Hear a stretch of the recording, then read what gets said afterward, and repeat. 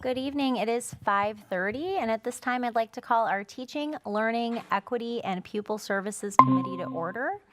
May we please have a roll call for attendance? Yes.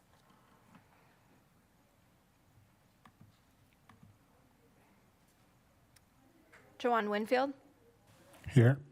Greg Schneider, Present. Megan Miller. Present? All members are present in the boardroom. Thank you very much. Just let me put these away here. Okay, great. At this time, I'd entertain a motion to approve the agenda. So moved. I'll second. Okay, motion by Schneider, second by Winfield. Any discussion? Hearing none, all of those in favor, please say aye. Aye. Aye. Aye. Any opposed? Okay, motion passes unanimously. Item 1D, approval of the minutes. Would anybody like to make a motion to approve the minutes from August 16th, Teaching, Learning, Equity, and People Services Committee? So moved. I'll second. Okay, motion by Schneider, second by Winfield. Any discussion? Hearing none, all of those in favor, please say aye. Aye. Aye. Aye. All right, motion passes unanimously, which takes us to item 2A. We have an information item for a 4K pilot process for universal programming, and I'd like to invite Ms. Elliott, the Director of Early Literacy and Professional Development, up, please. Thank you.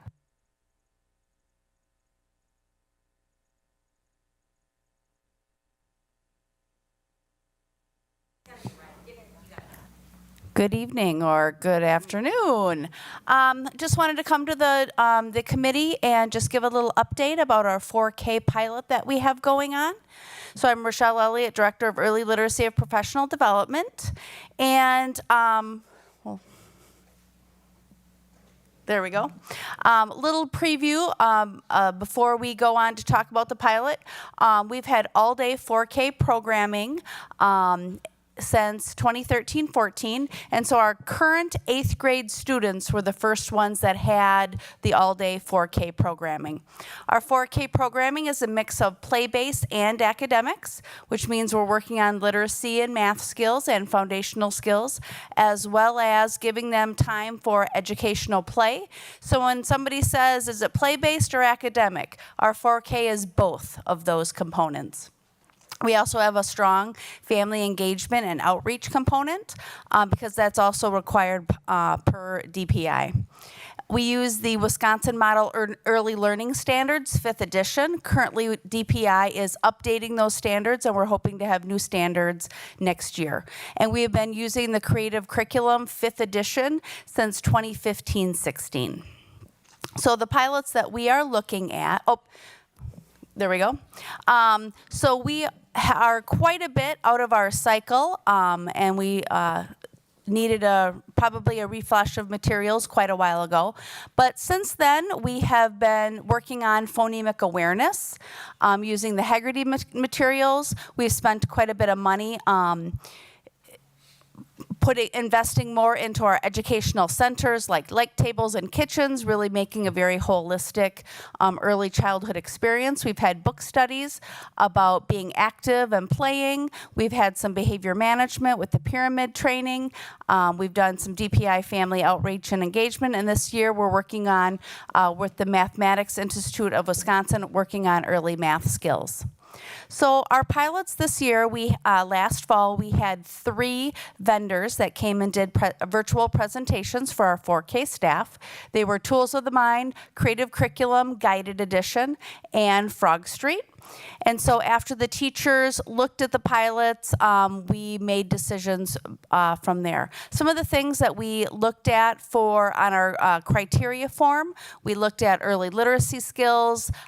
Could students see themselves in the books that were presented? We looked at math skills, science and social studies, social emotional well-being pieces. Because if you think about the 4K curriculum, like in kindergarten, they've got a reading, like an ARC, and they've got science, and they've got math, and they've got social studies.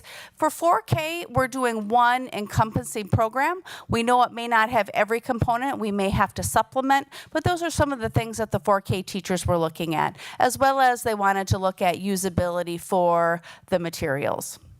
So once we did the pilot feedback program, we went with 2 sets of materials for our pilot. We went with Creative Curriculum, the Guided Edition, and Frog Street.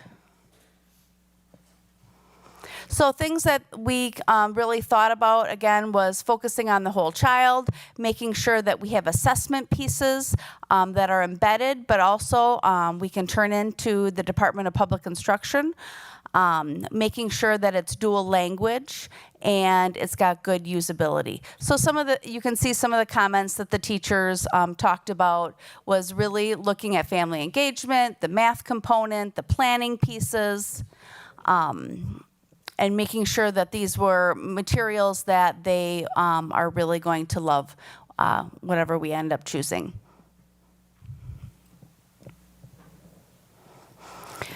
So like I said, we went with the Creative Curriculum Guided Edition and Frog Street Pre-K.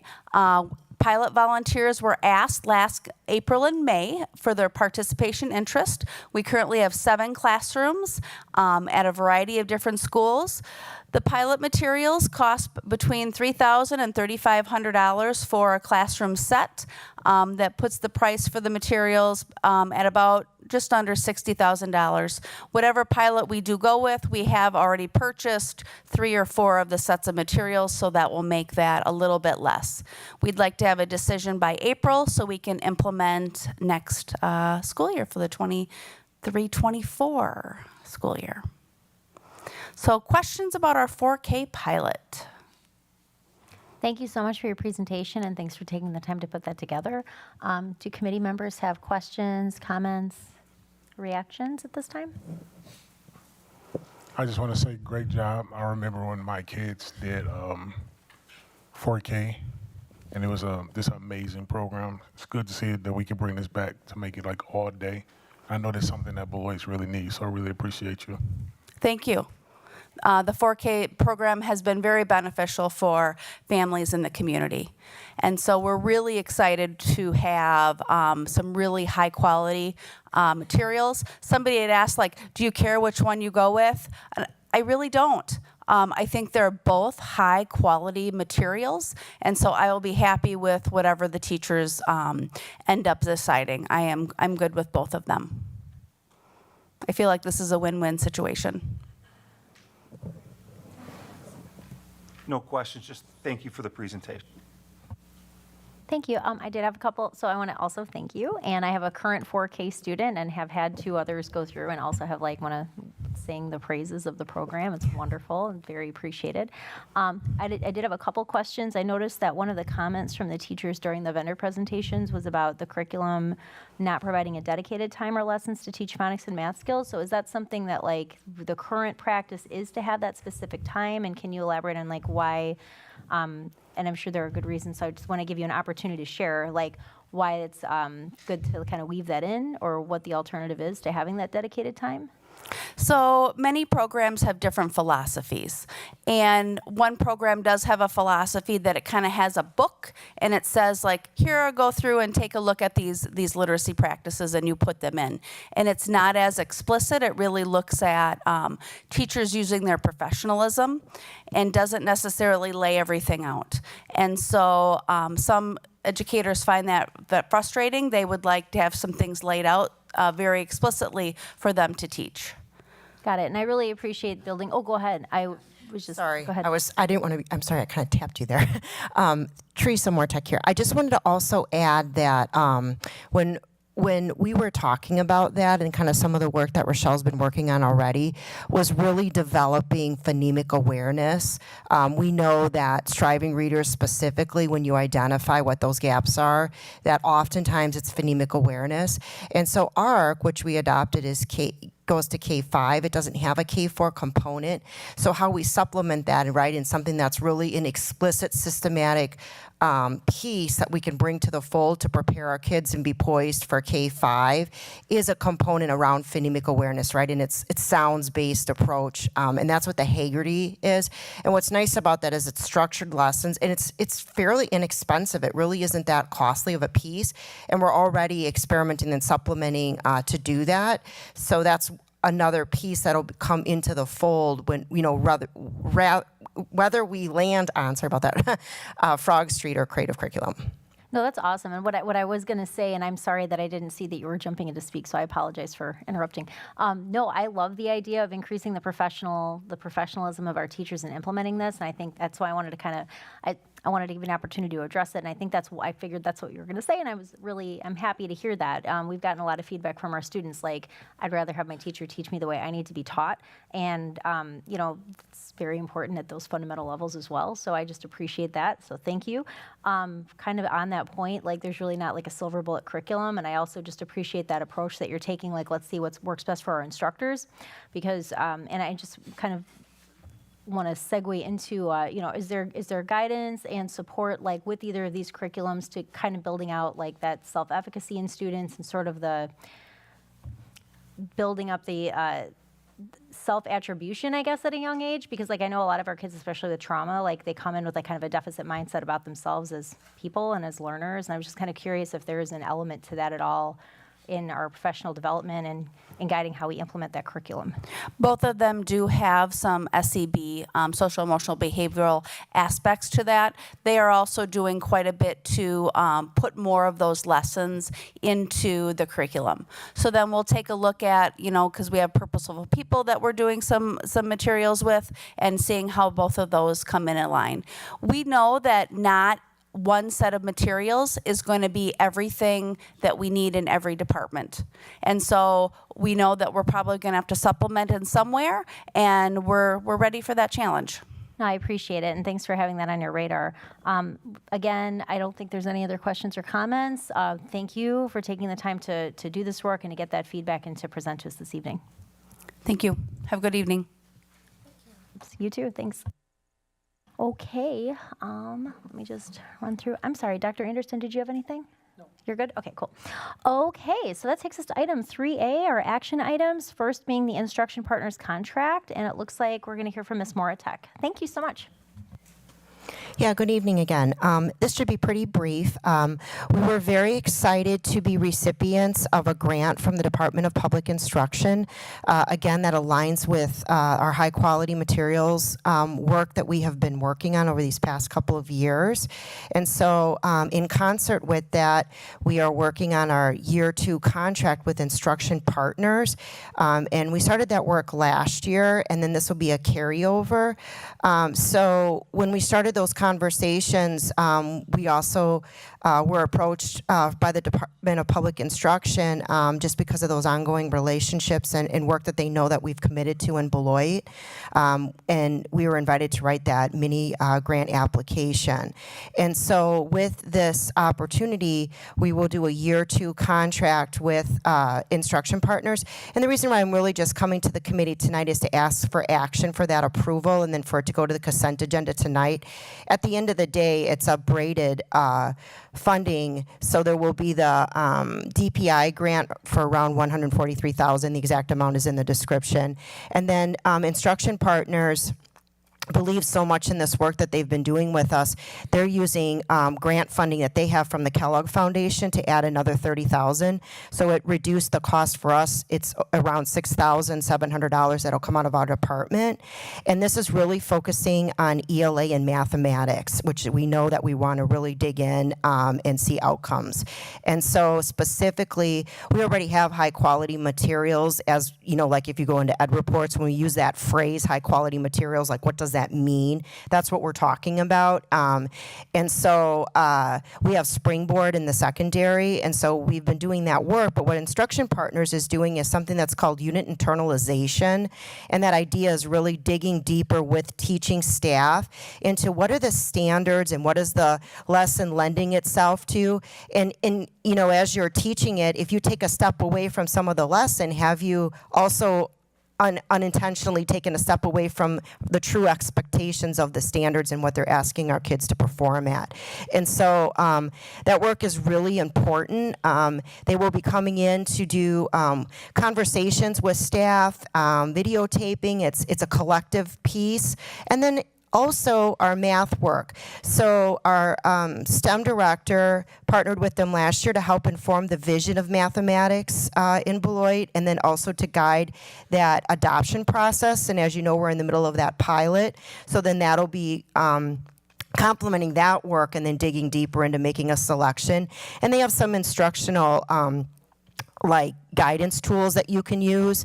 So it's about the practices, the math practices that we're seeing in classrooms to help guide. So we're just really excited about it. We were honored that the Department of Public Instruction recognized our work that we were doing, and then this will afford us the opportunity to continue with instruction partners.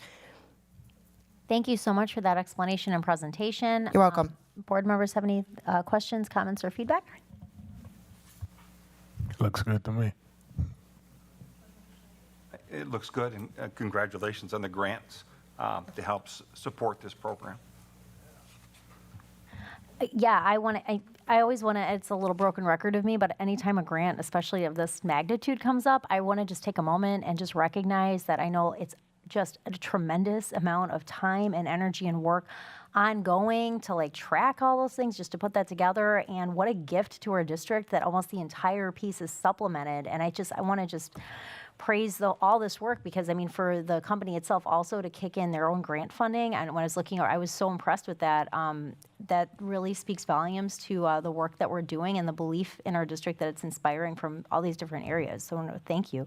I wanted to just ask, what do you think is like working well so far after like this first year? Like, what are some good outcomes or direction that's come from working with the Instruction Partners Group? Sure. So we started with 2 intermediates. We started with Cunningham and Aldridge, and then we're going to be expanding to all 4. I see I have an educator here in the audience kind of shaking her head and like, yeah, this is great. Yeah. Oh, okay. Oh, okay. Oh, good. I'm so glad to hear that. I'm going to invite Tony to come up because he can really speak on behalf of some of that work and digging in with our coaches. We have a lot of touch points with the coaches from Instruction Partners, so maybe he can highlight some of those things for us. Thank you. Happy Tuesday, everybody. I think the real big win for us is really around teacher clarity. We talk about the unit internalization process really helps an entire grade level calibrate around what those no's and do's are for students in that literacy class at that particular grade level, and really making sure that all of our teachers are aligned on not only grade level standards, but also grade level work. So that's the first thing. The second thing that's really been beneficial to us is the reflective time. IP comes and does instructional rounds with us, and as we're doing these instructional rounds, we have an opportunity to debrief with students and with teachers and with students and with administration. So it really helps paint a complete picture of where the literacy is at and where we want to go. And then the last part is building capacity with our coaches. We have a lot of coaches in the district that are really good at what they do, but there's also always room for improvement. And I think that's been another additional benefit for us in this relationship, is just our ability over time. This is a 2-year, maybe even a 3-year project going forward, where we're really focusing on capacity building across the secondary system in literacy. So, and all parties, all stakeholders involved. So thank you. Thank you. And so, I mean, thanks for fielding that question. And it's clear in that response and everything else you shared, like why so many people are willing to believe in Beloit, because we're doing great work. And so thank you so much for that. Anybody else have anything before we move on? I just like the way you said believe in Beloit. We should get that on a t-shirt. Ms. Christova knows. And it is. It's true.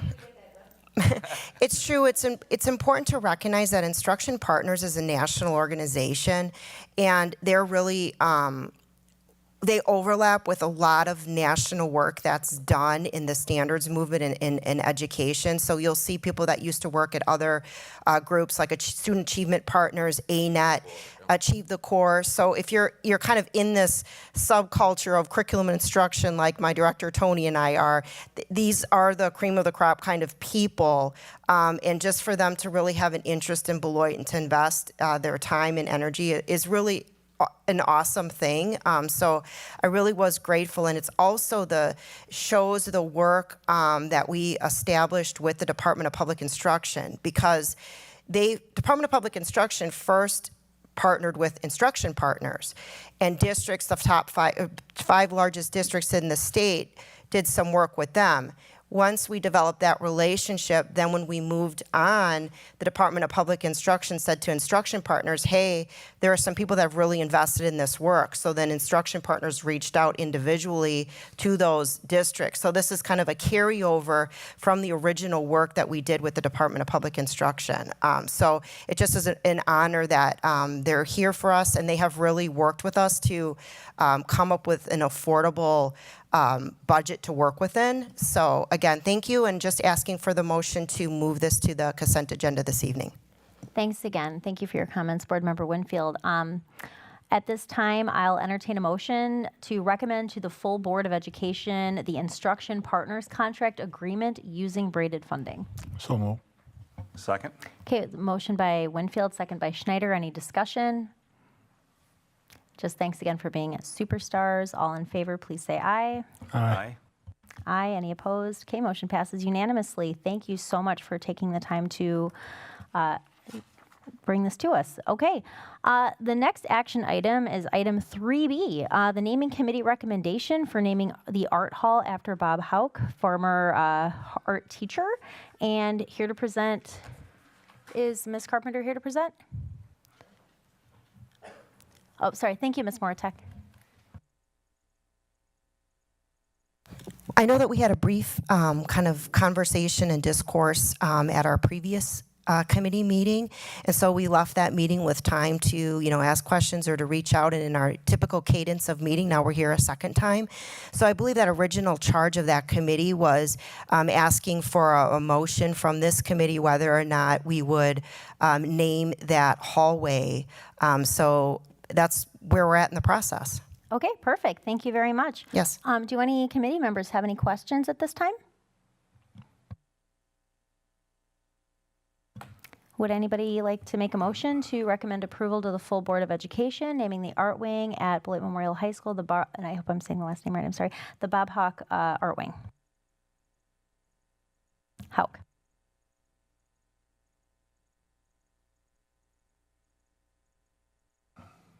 So moved. I'll second. All right, thank you. We've got a motion by Schneider, second by Winfield. Any discussion?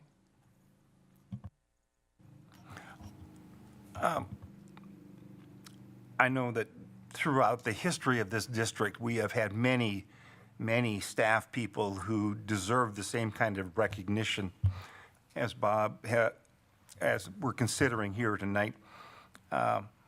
And I think we need to make sure that the community is well aware that there are a lot of people out there deserving this kind of recognition with the amount of work and support and effort and love for this district that have gone way beyond the classroom time and how they have worked with students throughout, their years. While I know the committee has recommended naming of this, I think we also need to be careful, or we'll have every hallway in every building named for somebody at some point, because everybody needs and deserves some of that can't talk tonight, recognition. Just thoughts and comments. So thank you. No, thank you. I will echo the sentiment that we have phenomenal educators throughout Beloit's, recent and distant past and current practice for sure, and that's one of the reasons that makes Beloit an amazing community. Any other comments? Okay. All those in favor of moving the recommendation forward to the full board, please say aye. Aye. Aye. Aye. Any opposed? Okay, motion passes unanimously, so that will appear tonight's consent agenda along with the Instruction Partners contract recommendation. Thank you very much to those who were able to come out and join us this evening. We love to see people come in, especially students, so thanks for making the time to be here this evening. Our next meeting date, let's see, will be Tuesday, October 18th, 2022. Anybody want to move to adjourn? So moved. I'll second. Okay, it is 5:54. It's been moved and seconded to adjourn. All in favor, please say aye. Aye. Aye. Aye. Thank you very much.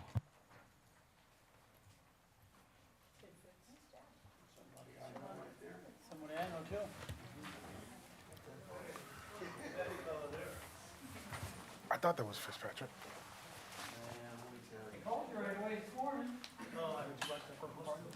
Yeah, that's me. I'm about to do that. Hey, I'm in the zone. I'm in the zone. How you doing? Welcome. All right, nice to meet you. I'm in the zone. Oh, we in for a treat today.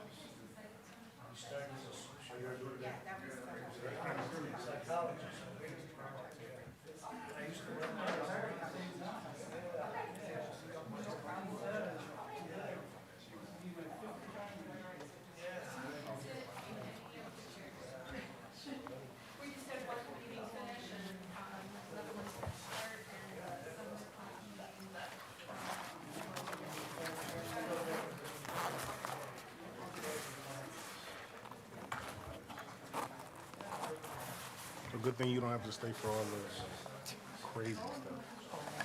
I know, Oh, you heard about it? yeah.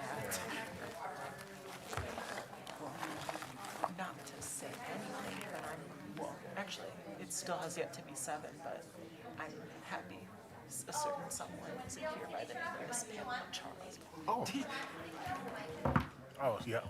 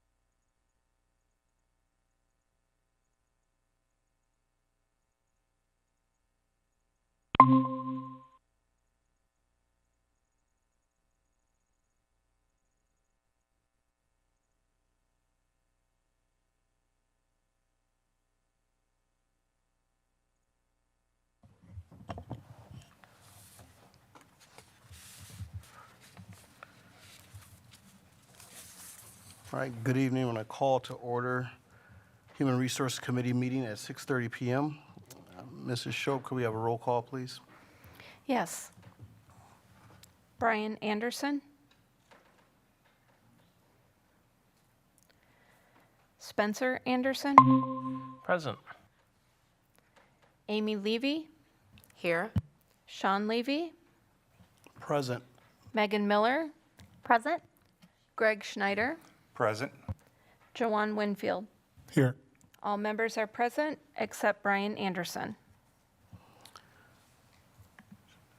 Okay, is there a motion for the approval of the agenda? So move. Second. It's been moved by Board Member Winfield and properly seconded by Board Member Greg Schneider. Is there any discussion? All those in favor signify by saying aye. Aye. Aye. Aye. Aye. Aye. Motion passes unanimously. Is there a motion for the approval of the agenda? Oh, approval of the minutes. Thank you. So moved. Second. It's been moved by Board Member A. Levy and seconded by Board Member S. Anderson. Is there any discussion? Hearing none, all those in favor signify by saying aye. Aye. Aye. Aye. Aye. The motion passes unanimously. And we are now to 2A, employment recommendations. A motion may be made to convene the Human Resource Committee into closed session pursuant to Section 19.85, parentheses 1, parentheses C of the Wisconsin State Statutes relative to considering employment, promotion, compensation, or performance evaluation data of any public employee over which the governmental body has jurisdiction or exercises responsibility. Is there a motion? So moved? Second. Moved by Board Member Miller and seconded by Board Member A. Levy. Mrs. Shope, could I have a roll call vote, please? Yes.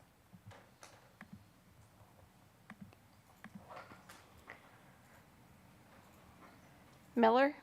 Aye. Greg Schneider. Aye. Spencer Anderson. Aye. Joanne Winfield. Aye. Amy Levy. Aye. And Sean Levy. Aye. Motion carried unanimously. All right, so we will be coming out of the public meeting and going into closed session.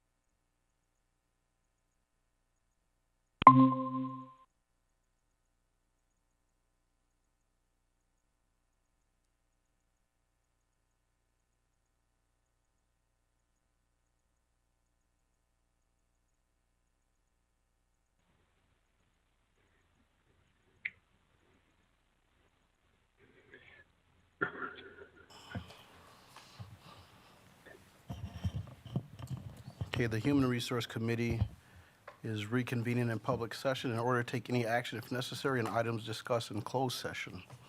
Are there any questions on any of the exhibits for open session?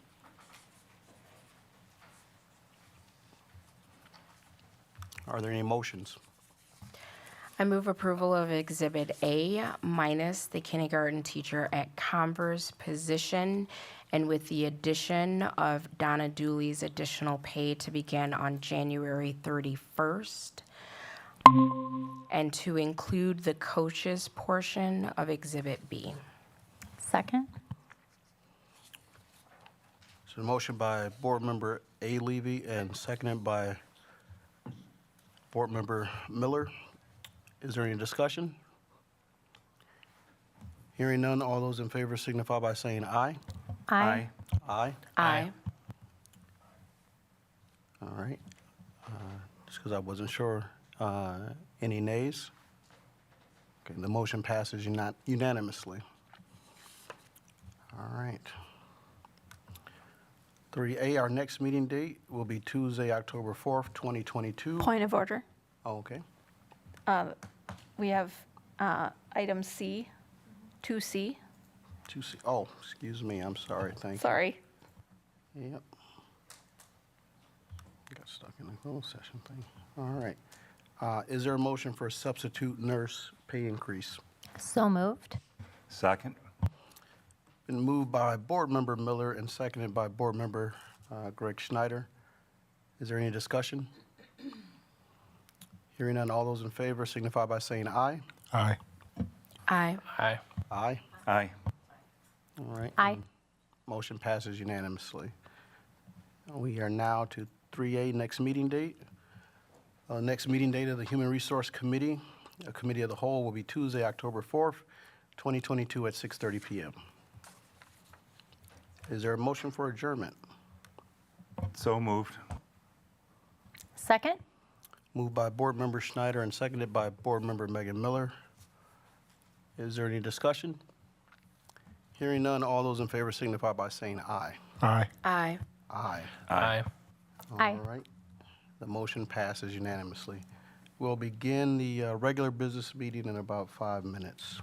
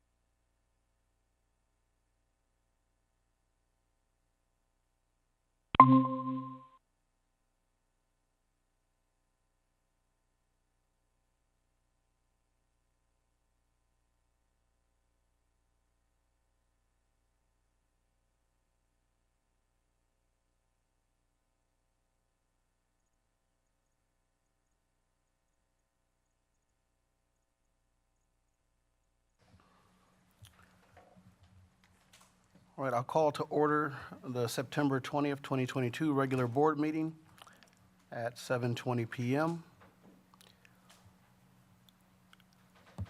Mrs. Shope, could I have a roll call, please? Why are your lights not on? Yes. Brian Anderson. Spencer Anderson. Present. Amy Levy. Here. Sean Levy. Megan Miller. Present? Greg Schneider. Present. Joanne Winfield. Here. All members are present except Brian Anderson. Is there a motion for approval of the agenda? So moved. Second. It's been moved by Board Member A. Levy and seconded by Board Member S. Anderson. Is there any discussion? Hearing none, all those in favor signify by saying aye. Aye. Aye. Aye. Aye. Aye. The motion passes unanimously. Board Member Spencer Anderson, will you lead us in the Pledge of Allegiance, please?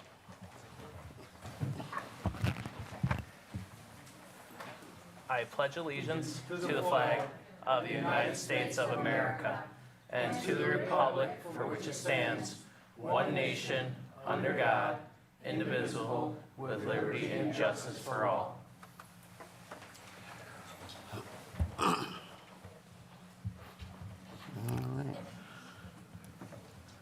Oh, the public comment spiel. Norms. Got it. Got it. Right here. It's here. I think if you click on policy 187, it gives like the junk. You scroll all the way down. Yeah, that's the stuff there.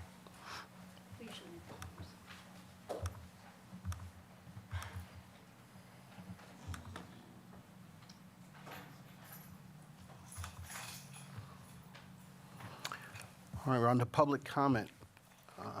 Norms for public comment during board meetings. Members of the public are welcome to attend all open meetings of the Board of Education. Robert's Rules of Order will be followed at all times. Individuals attending board meetings are expected to conduct themselves in a respectful and courteous manner that models appropriate behavior for our students. Individuals wishing to comment are expected to comply with the following norms in order to maintain a respectful and orderly meeting and to prevent discussion of confidential matters in a public forum. Comments should be directed to members of the Board of Education and not district employees, students, or members of the public in attendance at the meeting. Speech that is belligerent, disorderly, disruptive, repetitive, or which exceeds the allowable time permitted for each speaker is prohibited. Concerns or questions that entail the disclosure of identifying information regarding specific students are prohibited. Okay. We can start with the email, please. With the emails? Certainly.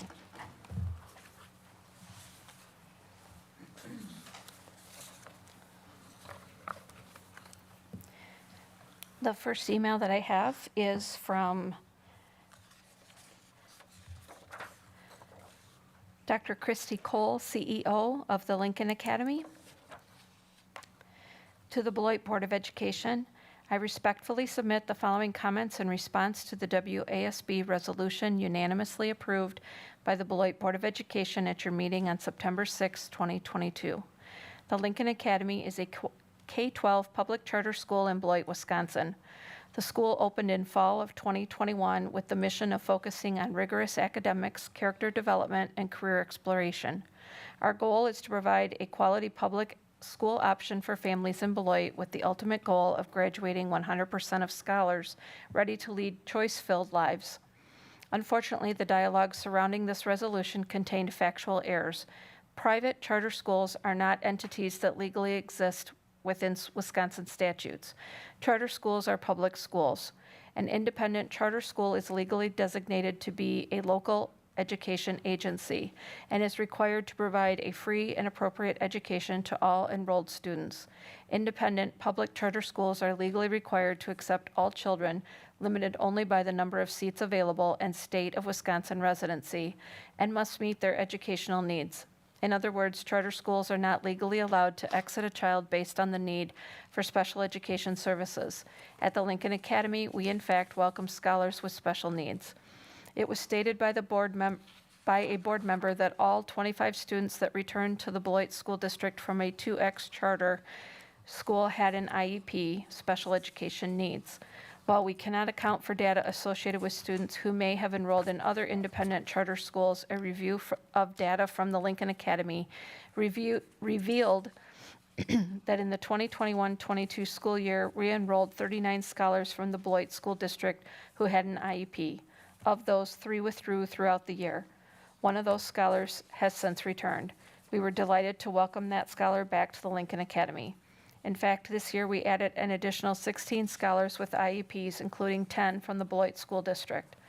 The Lincoln Academy enrolled a total of 71 scholars in 2022 who had IEPs. 63 or 89% of those scholars remain at the school. Those who withdrew did so based solely on the expressed interests and needs of the parent, family, and scholar. As an independent charter school in Beloit, the Lincoln Academy is accountable to hundreds of Beloit tax-paying families. If we do not provide a quality public education, parents may choose another option. We must earn the privilege of serving our families. Finally, the approved resolution language is concerning. Predatory is not a term that invites collaboration or demonstrates a shared commitment to the educational success of every child in the city of Beloit. Nonetheless, we remain hopeful that the district may someday see the benefit of collaboration and in working together to meet the needs of Beloit children. We welcome that opportunity. I request that you reconsider your resolution. Thank you. Respectfully, Dr. Christy Cole, CEO of the Lincoln Academy.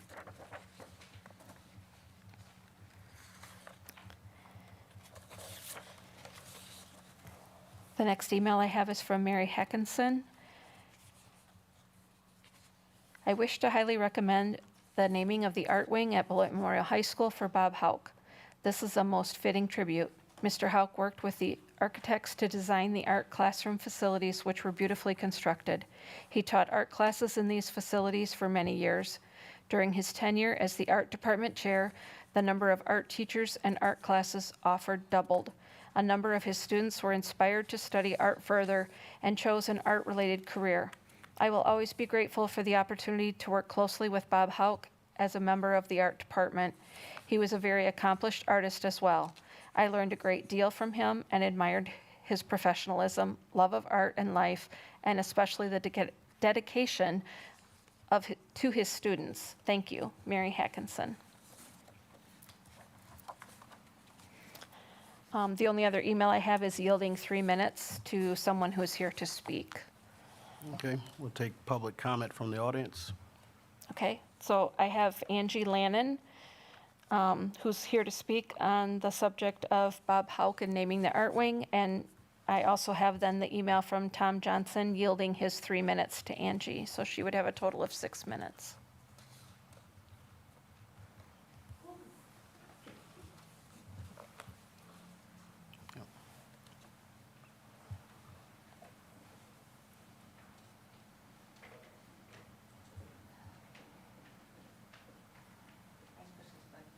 Yep. The light should come on. Hi, Hello. bear with me. I am not a public speaker. Please. Okay. I can stand here and tell you all the reasons on why I'm asking for the art wing being named after Bob, but I only have 3 minutes, but now 6. Thank you, Tom Johnson. Not 3 months. I'm hoping that all the information that was given at the ad hoc committee from his coworkers and friends have made it to the TLE and to you for you to vote yes.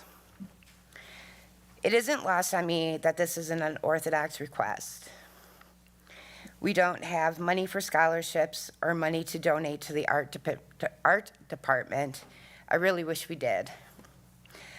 However, what we are proposing is worth so much more. The importance of character, inspiration, kindness, respect, the importance of community to our students. I didn't go to Beloit schools. I didn't even get involved in the district matters until my daughters were older. Since both of my daughters have been in the district since 4K, I have had the pleasure of meeting and helping some of the greatest teachers and staff in our district and continue to do so today. I have witnessed what they have gone through and what they go through and how hard they fight for their kids despite everything that is thrown at them. During this journey of proving why the art wing should be named after Bob, I have met and learned so much more about him and the staff that has worked with him. Excuse me. There's no shortage of people, past and present teachers, and even students, willing to help me with this and support, quote, one of our own. It has been a great honor learning about the Beloit Memorial High School's past.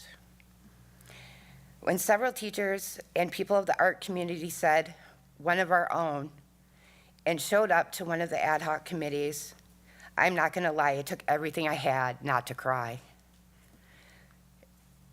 The respect and solidarity these past administrators and teachers showed for not just Bob, but each other was truly just something else. I was asked by one of my fellow committee members what Bob would think of all of this if he were alive, and I laughed because he would be so mad at me, and I wouldn't be standing here today because he would have shut me down. Bob was humble and never did anything for recognition. He did everything out of love of his work, his students, and overall kindness. And let's face it, kindness is something that all of us in the world need to get back to doing. So with that, I am asking you to vote yes on naming the art wing after Bob Houck in remembrance of a humble, inspirational, kind, loving, hell of a teacher and a man who not only helped build that art department, but helped students become amazing artists and art teachers, and even saved some of the students from themselves. Thank you. I guess I didn't need 6 minutes. I thought I would. And I didn't cry. Thank you.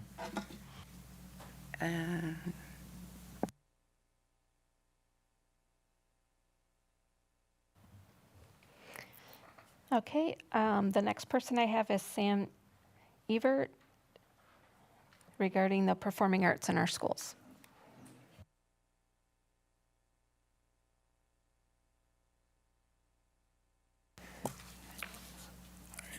Good evening. My name is Sam Ewert, and I'm the Director of Orchestras at Beloit Memorial High School. I'm also assisting at McNeil Intermediate at revitalizing the orchestra program there. This evening, I would like to talk to you about an issue I've become increasingly aware of in my time here in this district, which is the inequity issues in the intermediate performing arts. A student's first choice of performance group should not be limited depending on where a student is enrolled in this district. Every student who wishes to be in a performing group should have regular and uninterrupted instruction in the performing arts. Students who attend school on the east side should not have different opportunities than those who attend a school on the west side. A parent should be able to send their child to any intermediate school in the district and be presented with the same opportunities for their student to succeed. The quality of performance facilities differs from building to building, which adds to our issues of equitable performance opportunities. All students who attend intermediate and high school in the school district of Beloit should have the ability to participate in their performing arts of choice from their first day of 5th grade until the day they graduate high school. They should have the right to perform at their highest possible level at any school in the district. Not every student who takes a performing arts class in this district will make it their career, but they will learn lifelong skills that will serve them well in college and careers. They'll create lasting friendships and memories and contribute to something within their school and community that they can be proud of. We have an obligation to these students to provide them with opportunities and support that they need to find their passions. This is not an issue that will be easy to solve, but it is not one that is going away unless we do something about it. We must make changes for the sake of our students. Thank you for your time. All right, thank you. Next, we have, and I'm sorry if I mispronounce your name, Aether Spaulding.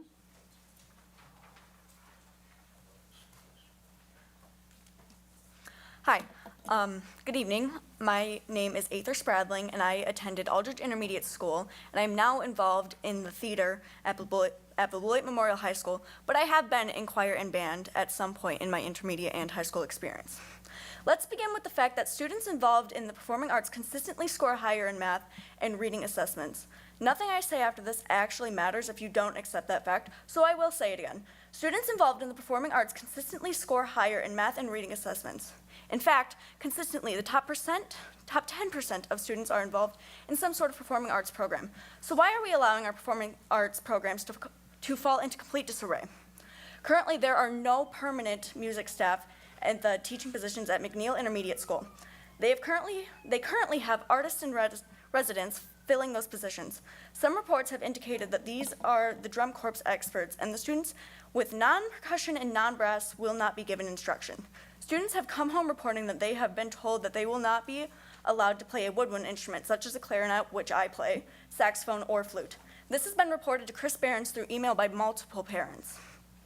The choir position is currently vacant and posted and still open.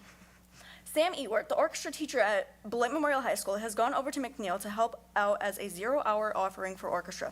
Mr. Ewert has documented the horrible condition of the instruments at the school. Thousands of dollars will have to be spent to repair or replace damaged instruments. Tony from Voight Music has been called to come assess the damages. Jeanette Palmer is filling in at Cunningham as an instrumental teacher, even though she is a choral person. She will try to work on percussion and music notation the best she can. She does not have the pedagogy or training to teach these students or these instruments, but she will remain there as a long-term sub until this job is filled. There is an orchestra program being offered at Cunningham for grades 7 and 8. Having no 5th or 6th grade orchestra students will eventually kill this orchestra program in our district, and we are one of the only districts in southern Wisconsin to even have an orchestra program. Students need continuity when performing in musical ensembles. If there's a gap at intermediate level, students will drop out and find other interests. Thank you for your time. I will be passing this to Alex. Our next speaker is Alex Schulte, or Schult.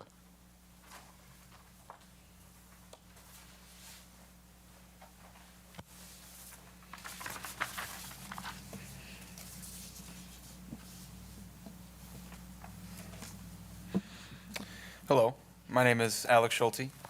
I attended Franfrusen Intermediate School and was involved in the band and theater programs at that school, and am now currently involved in the jazz band, theater, and choir programs at Beloit Memorial High School. At Frusen, choir is not being offered during the day currently because there were not enough students who signed up for it.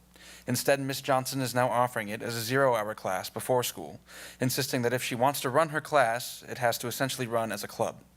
During the day, she's assigned to teach robotics and other non-music classes outside her training and must resort to teaching classes within her training as an extra duty. This is unacceptable. Administrators need to understand that there will be an ebb and flow in the size of enrollment and performing ensembles, especially considering the division of talent across 4 schools. If we had only one middle school on each side of town, she would have had enough students to run these classes. At Beloit Memorial, the previous choir director notified this district that he would not be returning in April.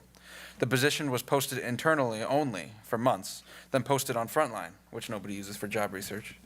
And had Chris Behrens not reached out to find a choir director and convince someone to take it on as an additional job on top of the other one that he has full-time, we would not have had a choir this year at Beloit Memorial.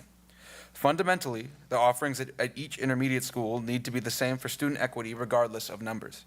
How can a student be punished for just happening to live in the wrong area of town? For instance, if orchestra is canceled for a year and students are forced to not play their instrument for a year, if that student wants to maintain their instrument skills, they would have to take private lessons if they wish to keep developing their craft. Private lessons are not affordable to many parents in the district because of the low pay and lack of support for the arts programs. Quality educators cannot be hired and retained. These systems are fragile. Any interruption in performing arts programming is deadly to the program overall. If a student in a music program suddenly does not have that available 1 year, they lose practice time. They lose carefully and intentionally learned skills and behaviors, and worst of all, they lose interest. A student who takes orchestra for 5th and 6th grade and then loses it for 7th grade because not enough students signed up may never come back to it for 8th grade. Their passion is undermined by a practice and a policy put in place by this district over 10 years ago to create an intermediate school system that divides our students into quadrants, but lacks the support to make sure that these programs continue to thrive. In fact, they inadvertently do the opposite. They create circumstances in which they force administrators to shut them down. Thank you. I will now pass this off to Nolan. Our next speaker is Nolan Fallon.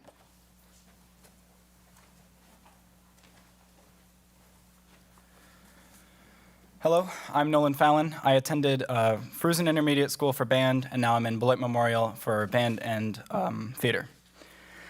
These problems all stem from the fact that we now have 4 intermediate schools instead of 2 middle schools, and a lack of leadership due to our revolving door of superintendents and interim superintendents in our district.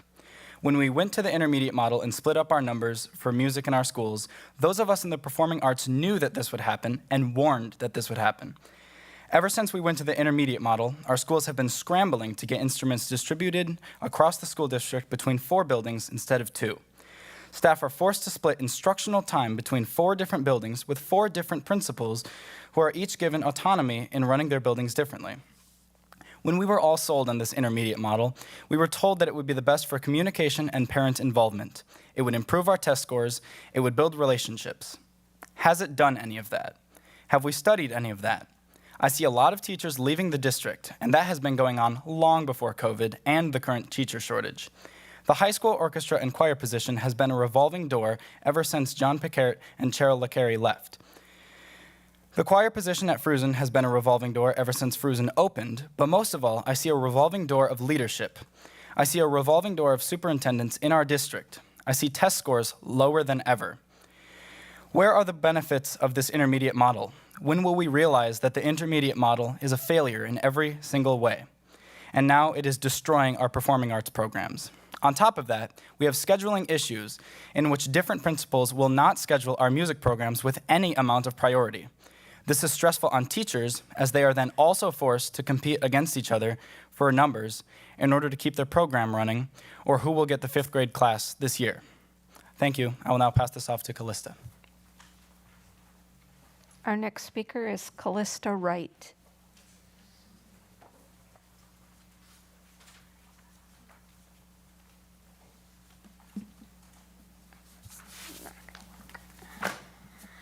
Good evening. I am Callista. I attended Aldridge Intermediate School, and I am now involved in orchestra and theater at Beloit Memorial High School. We need oversight from a district level to ensure that the performing arts in our school gets the support it needs. That is not happening right now. There is no one in the district office who understands the unique needs of a performing arts education. There is no department head for music assigned at the intermediate schools. On top of it all, performance facilities at the 4 intermediate schools are not equitable. Lighting, sound, and stage equipment is not the same at each school. This is a serious equity issue and one more reason why we need to move back to the middle school model rather than the intermediate school model. By dividing our 4th to 8th grade students across 4 schools instead of 2, you have forced the theater program to produce 4 shows instead of 2 each year, stretching resources even thinner and talent thinner yet. It is difficult enough to put on shows at this level without knowledgeable and skilled support. Intermediate theater directors are forced to do the entire production by themselves without any aid. They don't get a music director paid for with a separate addendum. Therefore, it is often a music teacher directing the show with no directing experience or a theater director with no musical experience. The stipend that has to be split then has to be split, but they also don't allow for a costumer, technical director, or a choreographer. So all of these jobs fall upon the single director paid with a single meager stipend that seems to be adequate, but is wholly inadequate for what is expected of that job. However, I assure you that the audience expects the production to have costumes, a set, singing and dancing, and stage in a believable way, all lit up and sounding perfect when they come to see the show.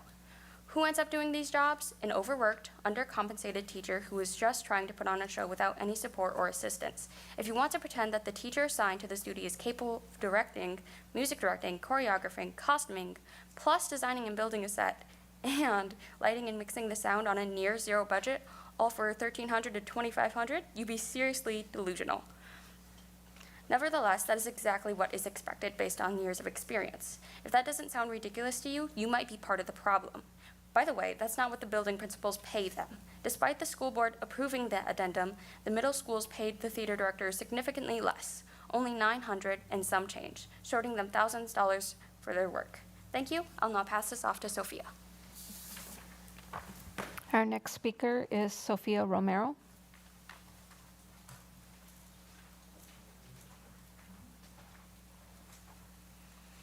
Good evening. My name is Sophia Romero.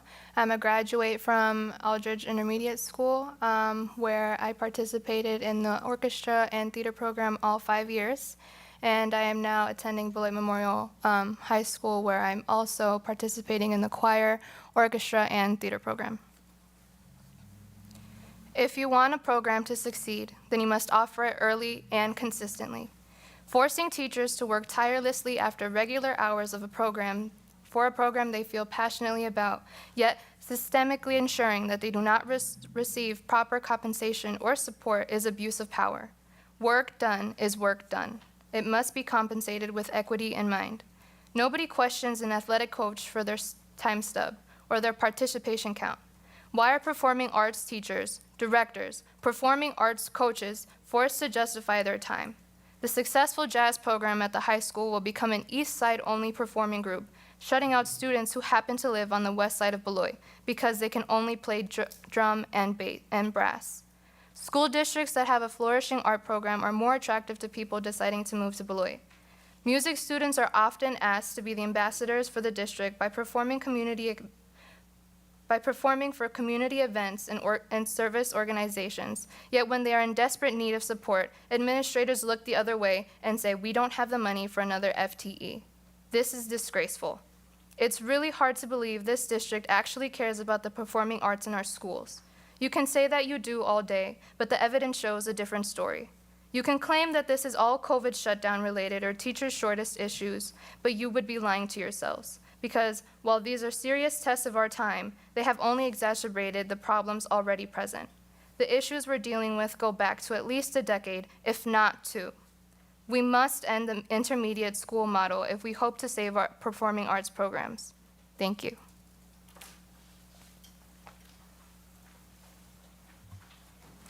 The next speaker that I have is Greg Wallendahl, and I also have James Schulte at 3639 B Lane and Brenda Brown at 2523 Skyline Drive, who have yielded each their 3 minutes to Greg Wallendahl.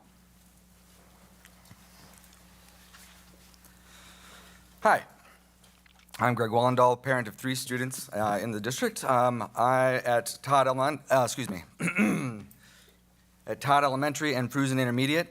I am also a teacher of English and theater at Beloit Memorial High School, and I'm here to also represent myself as the president of PAPAS, Parent Advocates for the Performing Arts in Our Schools, Incorporated.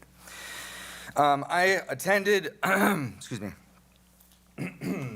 I attended Fruzen's concerts last year for choir and orchestra. The choir concert was utter pandemonium. I saw Sean Levy there. You saw it. There was not a single administrator or security guard visible for that spring show. Students who were not on stage but waiting for their performance were talking loudly without any supervision or control. It was very disruptive. There were not enough seating for the audience. When I arrived, I saw there was a lack of seating, and I offered the choral director my assistance, but she was not in the mental state to direct me to help her. I've been there before, overwhelmed by the moment, lacking support, and not knowing how to direct people to help me. However, when I attended the orchestra concert, it was a well-oiled machine run by a veteran music teacher attending, ready to retire. She had at least one security officer there, plenty of seating, and an address by the Aldrich and Fruzen principals to show their support for the program and the retiring teacher at her last concert. Does this support only happen when a veteran teacher retires? We sometimes forget about how things were pre-intermediate school, because we have had the intermediate schools around for 11 years until we have a student who's both at the elementary and the intermediate level, such as myself. When I attend an elementary school, saying at Todd, I see every single teacher for that grade level of the students helping to control their students and maintain order. Before the split to intermediate schools, I was privileged to witness students all the way through grade 5 managed by their teachers at these events. When we switched to the intermediate model, we somehow lost that. We suddenly stopped caring about teachers coming in after hours to manage their students for general music concert. Once again, this is an elementary middle school versus a elementary intermediate school model. And it's a leadership issue. However, we almost didn't have concerts last year at the intermediate schools. Why? Because of pay and compensation. Last year, the addendum pay was almost not handed out to the intermediate performing arts teachers at all. They refused to do concerts. Suddenly, they were given their stipends. But the new addendum schedule states a specific dollar amount, and that increases with experience. It was approved by most of the people on this board right now. However, first, they refused to pay them at all. Then these teachers fought back, and many of them veteran teachers were told that in order to get their addendum pay, they had to justify getting paid by logging their hours and activities outside of school. No other addendum earning recipient has had to do this. The disrespect is absurd. On top of the fact that they were not even given half the amount that they were promised by the schedule that you approved. Their principals held back some of the money. While we're on the topic of addendums, soon after the new addendum schedule was passed by the board, I contacted HR and had a meeting with the acting HR director at the time, who was not a full HR director and has since left, and the athletic director, Joel Beard, about how the new addendum pay for theater at the high school was not adequate. In fact, for the spring musical, it actually decreased from what I'd had earned before as the musical director to what I now earn as the musical director. Theater runs the same number of weeks with similar student count as a sport and should be the same schedule as a sport, not an activity that might meet only 1 or 4 times a month. The cheerleading and spirit squad listed on the schedule as dance. They're paid the same on the same scale as the sports. They also follow a season, are non-competitive, are performance-based oriented, just like theater, running along in line with a sports season, just like theater. I don't understand why this happened, but the theater is not on the same schedule. And that means those people underneath the theater director are also not on the same schedule as assistant coaches either. So this affects quite a few people's pay and compensation. I was eventually dismissed because there was no permanent HR director and that it would be picked up again a year later when we finally hired an HR director. That was over a year ago. I have brought this up to several people, to the attention of several school board members, and to the Superintendent Keyser at the time. But here I am a year later, and my concerns have not been addressed. If you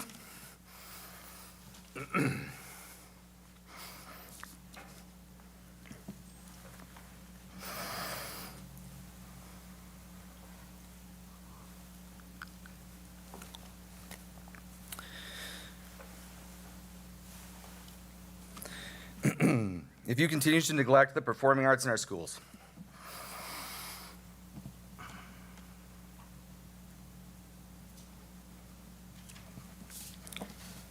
you will see our award-winning theater program dwindle into nothing.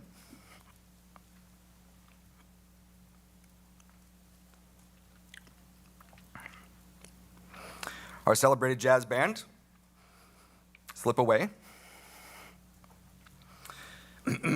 Our choir and orchestras disappear.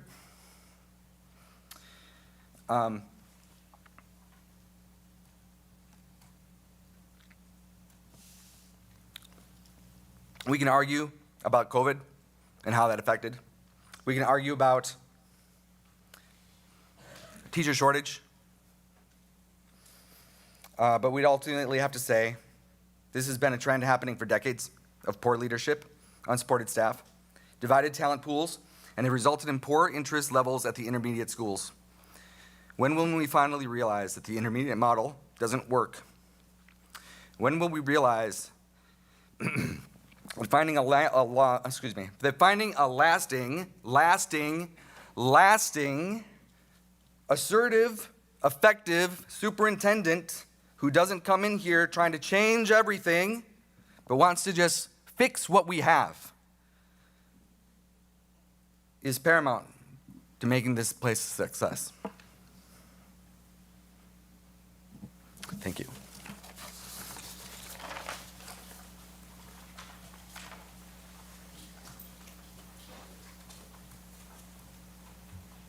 Do we have more public comment, Mrs. Schultz?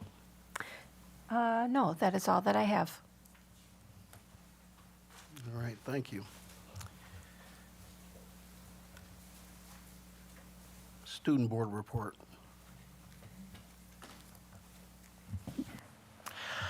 I want to start off this by saying that I'm extremely proud in seeing many students here practicing civic engagement. With that, I also echo the concerns with the issues concerning our performing arts programs and the lack of support it receives, especially at the intermediate level. And I'm urging the board to come up with some form of solution or plan to aid an end to these issues. Nothing brings me greater joy than to say that we have begun this year with a resurgence of connectivity and community in our school. While a freshman, even before the start of COVID-19, I noticed how small our student sections were at games.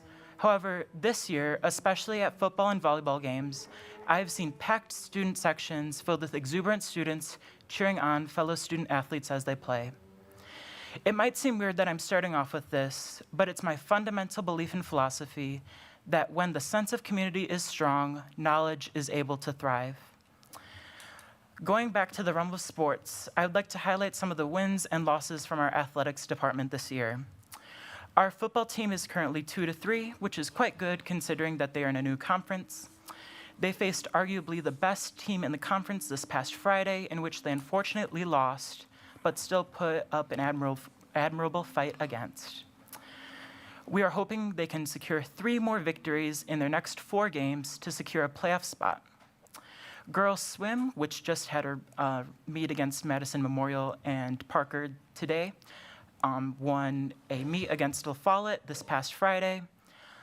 Our boys volleyball team is 2-1. Our girls volleyball is 3-8, and our soccer team, which is currently playing right down the street, is at 6 wins, 1 loss, and 2 draws, and is currently ranked 5th in the Big 8 Conference. Going on to just the general business of the school year, the first few weeks of the 2022-23 school year have also been successful. I sent out a survey, and 128 students responded, which is generally good, Ms. Pels was telling me, in which the majority rated their past experience of the past few weeks as 5 to 8 out of 10, with 10 being absolutely excellent. Only 10% of these students rated their experience below a 5, with most of them attributing the low rating to being kept in an uncomfortably hot, mostly non-air-conditioned school for 7 hours a day, which we have especially seen the effects of today. On a more positive note, more than half of the student body felt supported by their classes. The other 50% was a feeling of indifference in feeling supported. However, this is an overall win for our staff at the high school. Hopefully, as the year goes on and students require more help, they realize that we have a supportive network of educators that they can utilize at the high school. Another factor of some of the low ratings and concerned comments from the survey was the issue of the new backpack policy. This policy was issued roughly 2 weeks before school started, and it permitted only clear or mesh backpacks in the classroom. Many students initially had frustrations with going to their lockers. Many of them, like myself, had never used them before this year. These frustrations were mainly attributed to a new obstacle or inconvenience that has now had a plethora of remedies to accommodate many students. Students can request and receive a free backpack that fits within the new guidelines, and they can consult with the registrar to get a new locker if it doesn't work for them. Regarding other non-athletic clubs, we are kicking off the year with many great things. Our theater department is putting together a fall play, Badger, which follows 5 women working in munitions factories during the Second World War and is set in Wisconsin. The set just started this past weekend and is being constructed. Our academic decathlon team is preparing for its 2022 to 23 season with the theme of the American Revolution. It will have its first competition in early November, aiming to make it to the state competition in early January. The academic decathlon team, along with our AP US History and AP US Government and Politics classes, are also planning a trip to Boston during spring break, and this will be an excellent opportunity for students to walk through the places they learned about in class. Overall, the start of the school year has been a great success. We're looking forward to homecoming, which will be the week of October 3rd. The theme for the dance is neon and noted as a bright night. We will have a return to our pep assembly in the Barkin Arena. As determined by the Student Senate, the themes for the week include Neon Day, Pajama Day, Class Color Day, and Beach Tourist Day, and then we finish it off with White and Purple Day for our parade. Hopefully, we will continue to see even more positive updates that I can continue to share with you next month, along with more specific issues in relation to students. Thank you. Thanks. All right, thank you. Board President Levy, if I may, I had the pleasure of meeting Hayden just before we got started, and I had a really good feeling about him. And Hayden, you delivered. That was amazing, and I look forward to hearing more of your perspective. And if I may piggyback, welcome to the board and congratulations.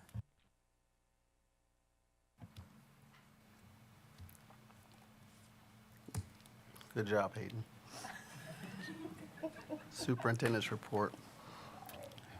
All right, actually, I'm glad we have such a large audience here tonight. One of the things that I want to talk about in my report is to focus on the budget, especially for the 2023-2024 school year. The board will be looking at their next meeting in October at the budget for this current school year, the 22-23 budget, and that will be examined and then brought to the annual meeting. What I also want is us to start taking a look at the budget the year after that, because whether or not you know it or not, you are in a fiscal crisis, and you have about $8 million left in your fund equity. Fund equity is like a savings account. The DPI would expect you'd have about 15% as a cushion. You are well below that number. We are using approximately, or the district has used approximately $6 to $7 million of fund equity a year to balance this budget. Had it not been for ESSER funds, you'd already be broke. But we have a few ESSER funds left after this budget. These are fixable issues. It's not that you're not fixed, but if you don't fix it, then within a little over a year, or probably the 24-25 school year, you'll be broke. You cannot be broke. You cannot go out and get a loan.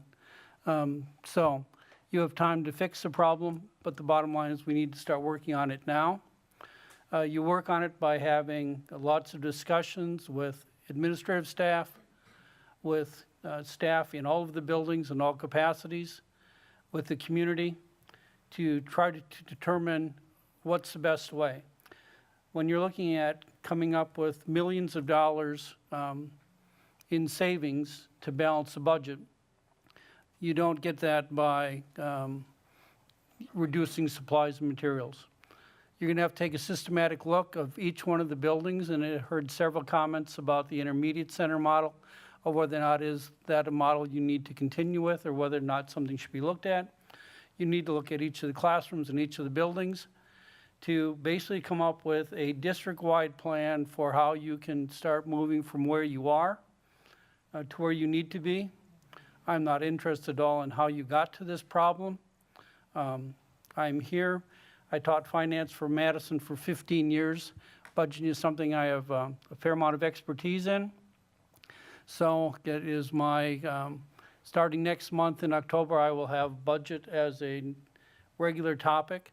We will start discussing so that there is plenty of time for us to start writing this ship before the year's over. but it is an important discussion. It does not take care of itself.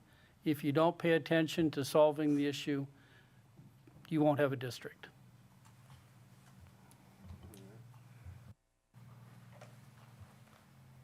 Anything else? Or?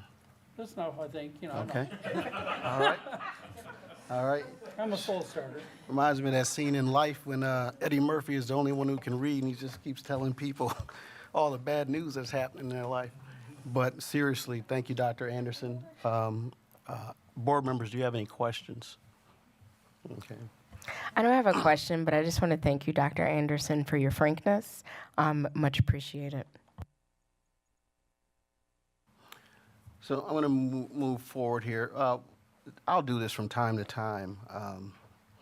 I am encouraged by all the young people that are here tonight. I myself began as a student in 1994, coming to school board meetings, speaking out for things that I wanted to see happen in Beloit. I'm starting my 24th year as a public educator.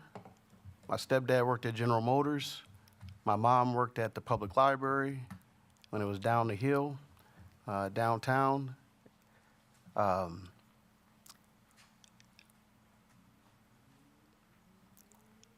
I recognize and I feel the emotion in the room because we've got some hard things to do. One of the things that happens is like people don't realize, like people see you in a shirt and tie and suit and just see like the polish on you, and they don't know anything about who you are or where you have come from, the struggles or sacrifices that you have made, what the weights that you are personally carrying at the moment, and the work that you are doing. But what I hear in our community, I hear frustration. I hear a lot of people that care.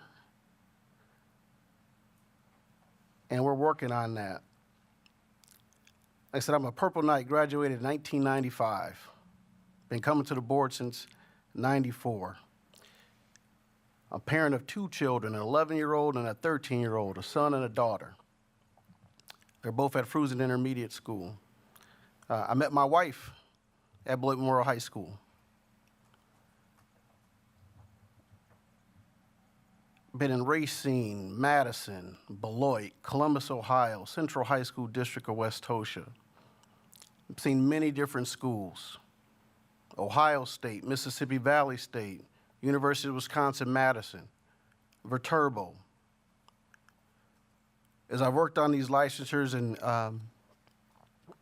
to provide for my family, because my family, I don't come from college graduates, but they believed in education. Growing up in Beloit, I had great teachers. I can't name them all. I'd embarrass myself if I start naming some of them. But what I want to give you this framework is I said, if I have to live in Beloit the rest of my life, I want to work down at this high school because this is the best thing going in this city.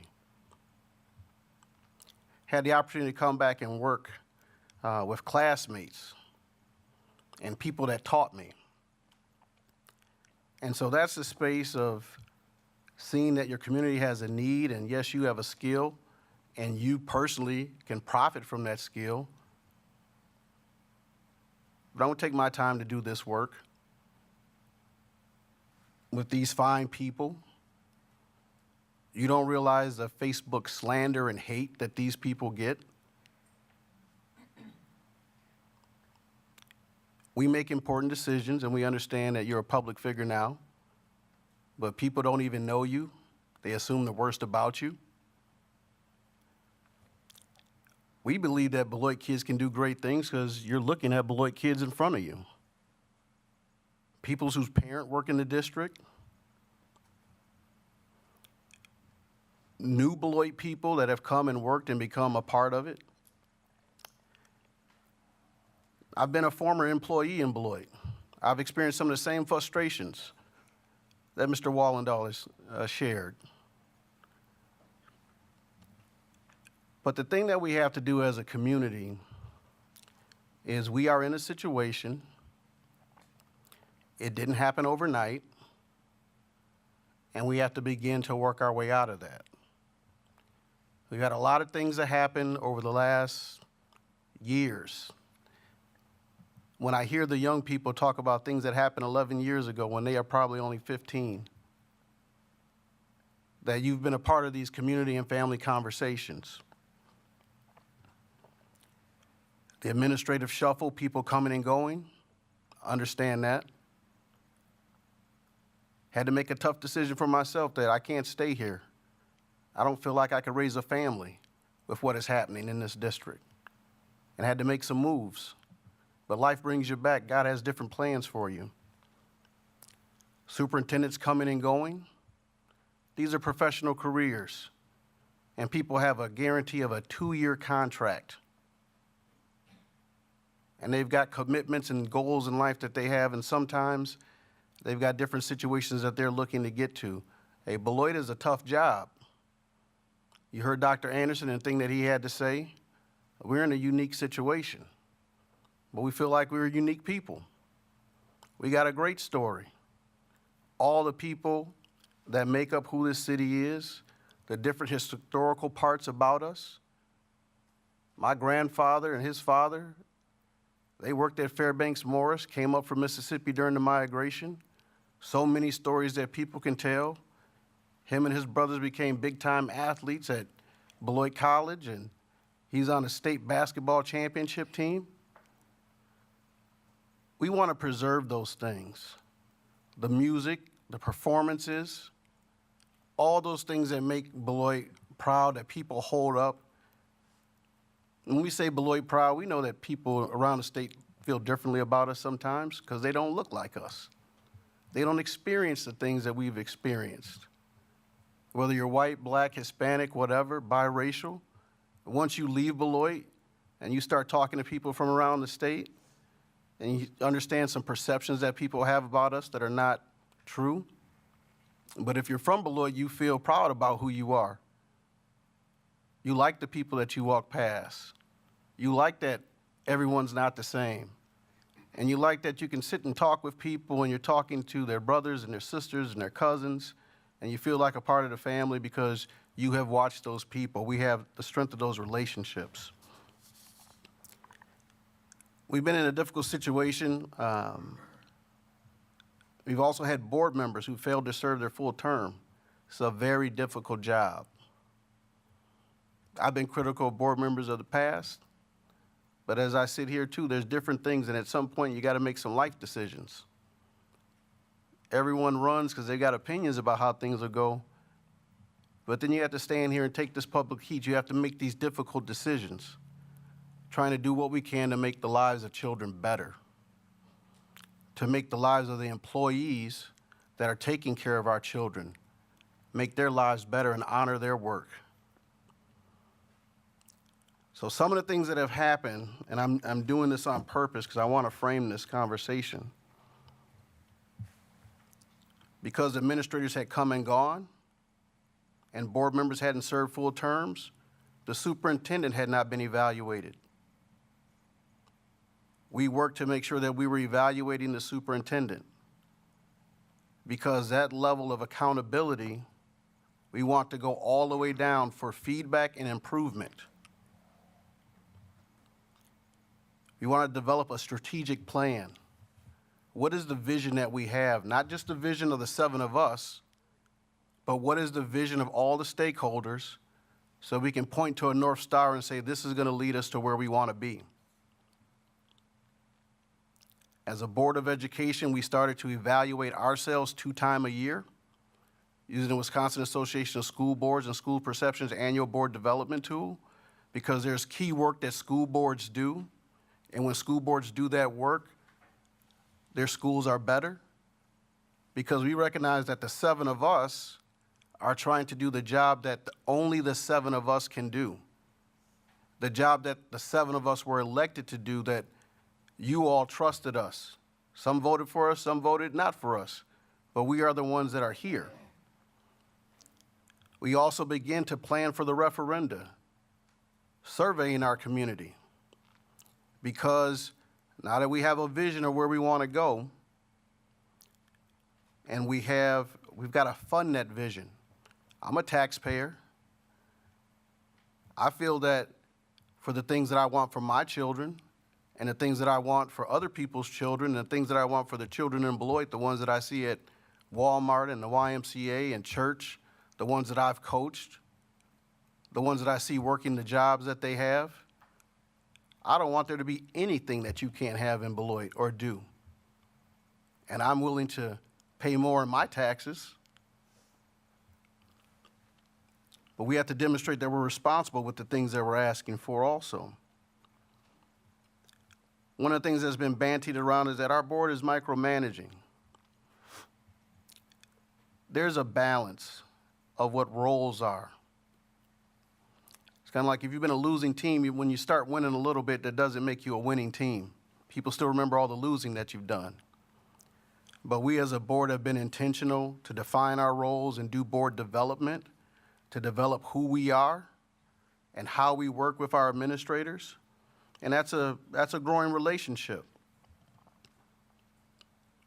And that's something that we've been working on, the teachers, the administrators, the paras, the secretaries.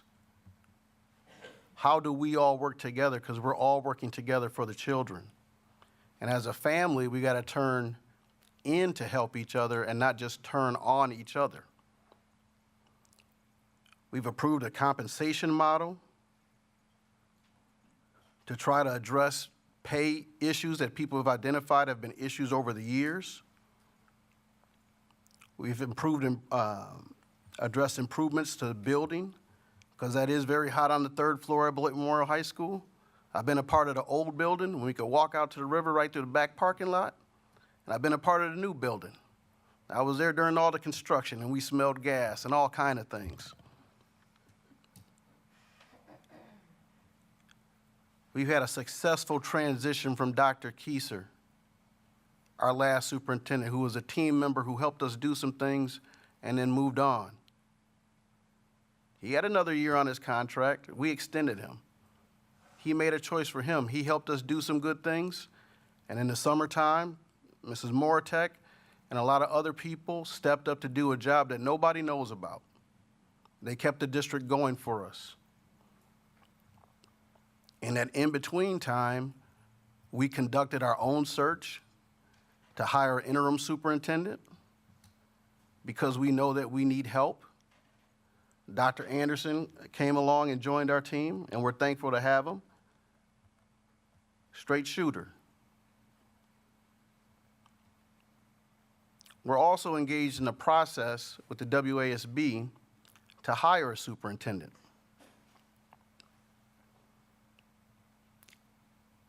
We are serious about the work that we are doing here. We are serious about the work that we are doing here. We understand the stakes. When things have been dysfunctional for a while, when you don't make news for doing crazy things, I'm finding that sometimes people will just make up stuff because they're not used to the water being peaceful. We are working hard to not be an embarrassment to you, to provide a stable workplace and an environment where our children can be educated. There's no secrecy in the search that we're running. We've been very open in each meeting to describe what our intentions are and how we're going about them. If people think that our process is too quick, if we were moving slower, they would say the process is too slow. We understand that we chose to hire a superintendent in a non-traditional posting period because we felt that in Beloit we're making momentum, and with all the leadership changes that have happened before, we want somebody who wants to be in Beloit. And whoever answered that call is who we were going to consider. It's not a wrong time for us. That's the decision that we made because we know that we need to provide stability and begin that work. And there's no one board member working to do different things. we are working together. We meet together, we discuss, we don't all agree.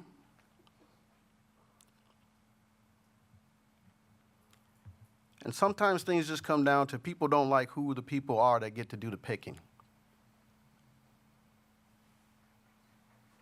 That's something that some people are going to have to sit with.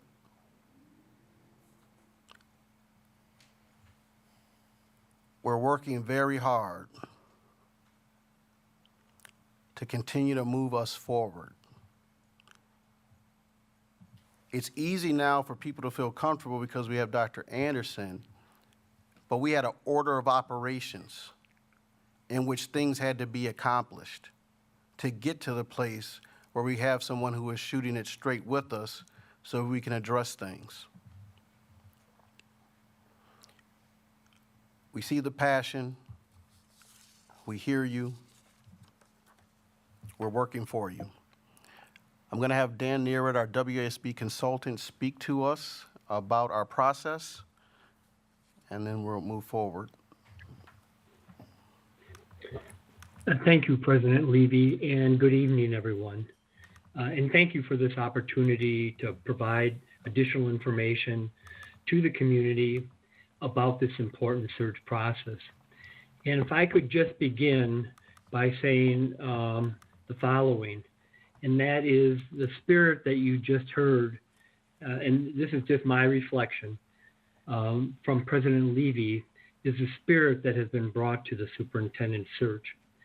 And what I can tell you is, in working with this Board of Education, their only interest has been in finding the highest quality superintendent to guide the work of the district and to work with them. And I've been with them in meeting after meeting, and that has been consistently displayed as they discuss their questions and their concerns and share differences. From my perspective, it has been a healthy process. And the reality of it is that a process like this is a step-by-step process. It's built that way so you can have discussions along the way, and you can make needed adjustments along the way, which this board has very much done in terms of, in fact, if you look at the number of timelines that we've adjusted just to accommodate important features of the search, and that's been the only reason for that, those changes, has been just exceptional. So I just offer that in the beginning and hope that our collective work will lead to good outcomes for the children of this community. Let me just begin a little bit with some of the changes that were recommended following the first round of interviews with the timeline. And so it's important for me to express that there are a number of steps in the superintendent search process, and the board has gone through a number of them already, including the use of focus groups to gain community input, to gain staff input, and to gain parent input on the qualities that were looked for in your next superintendent. That has obviously been done some time ago. And then most recently, after the board reviewed all the applications, there was a first round of interviews that took place on September 12th and 13th.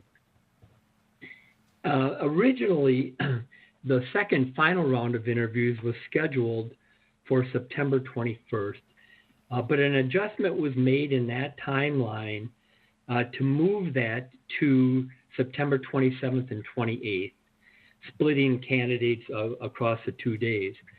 And in addition, on those same evenings, there will be another opportunity for community and staff input. And that is to hear the finalists present themselves and for the community to present questions, staff to present questions for the finalists to be able to respond to, both occurring opposite the interviews on September 27th and 28th. So again, I can't emphasize enough, there have been very deliberative things that have been done to gain input from key stakeholders at the beginning of the process, and now as the process comes into the final stages through the final round of interviews, there will be these forums where, in addition to listening to the candidates and being able to ask questions that will be solicited in advance, each person that attends these forums will be able to provide the Board of Education written input on their perceptions of these candidates. Following that second round of interviews, there will be the need for conducting the background and reference checks. That will take place between September 28th and October 11th for both of those. And then the board has decided to again be deliberative about this process. And between September 28th and October 11th, they will be reviewing all the input that has been provided, again, through the focus groups and the community forums, and as well as input that has come in other forms. And then on October 11th, the board has decided to meet to discuss the final selection of a candidate, the candidate for your superintendent position. So there's a lot of work yet to be done. There's been a lot of work done, and I can just assure the community and other stakeholders that this board has been very deliberative in seeking your input along the way and going through a step-by-step process to ensure that they're able to triangulate information, look at it from a whole variety of different perspectives. But that's the revised timeline. Again, the key for mentioning tonight is the final round of interviews on September 27th and 28th. The board and the forums, staff and community forums on September 27th and 28th. The board reviewing all that input between September 28th and October 11th, with the background checks and reference checks being done at that point in time. And then meeting to discuss a final selection on October 11th. So with those timeline considerations in mind, again, I want to re-emphasize that this whole activity in my working with this board has been really designed with one thing in mind, and that is to ensure that they're comfortable recommending in the end a very high quality superintendent candidate.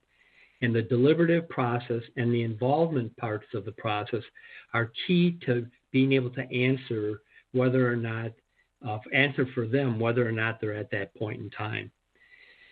They did discuss the finalists after the first round of interviews, but they have also decided to continue that deliberation, which will take place in a closed session this evening. So, part of the superintendent search process is things aren't over till they're over. And you want to make sure that you are working in that way, that if there are things that you want to discuss, you have additional questions, you want additional information, that there's time built into that process. So again, while they did discuss the finalists at the end of the first round, they do have a desire to continue that deliberation and that discussion. And so when the invitations come out for the forums, we encourage you to attend, and we encourage you to attend all of them if you can, because you'll be given another opportunity for input to the Board of Education. And I will assure you that we will sit in a room and they will read every one of those input forms. They're committed to doing that as part of this process, just as they were to ensure that they had focus groups in the beginning. So with that said, I do want to thank you for the opportunity to continue to work with you as a board, and let's keep this process rolling with the goal of finding a high quality superintendent for the school district of Beloit. Board members, you have questions for Dan? All right. Hey, Dan, my computer's going to go out, so I might have missed part of the presentation. But I do want to thank you for the work that you have done with us, and then also your help to me as I'm working through the process. I don't know if you spoke to this, maybe you did, but can you speak again about, like, these things are not without flaws as you're moving forward. One of the things in trying to communicate, sometimes you'll project out where you're trying to be on a certain day, but the actual actions have to take place, and that causes a snag. but then also that searches are not without incidents. There are things that will slow us down at different times, as you shared. Can you please speak to that about, and with all the searches that you've conducted, just to provide that perspective Absolutely. for our community? Yeah, no, I can absolutely reinforce that notion. And that is, you set up a series of activities, which was done with the board, including the opportunity for input at the beginning, more at the beginning and then at the end. But this is a human process.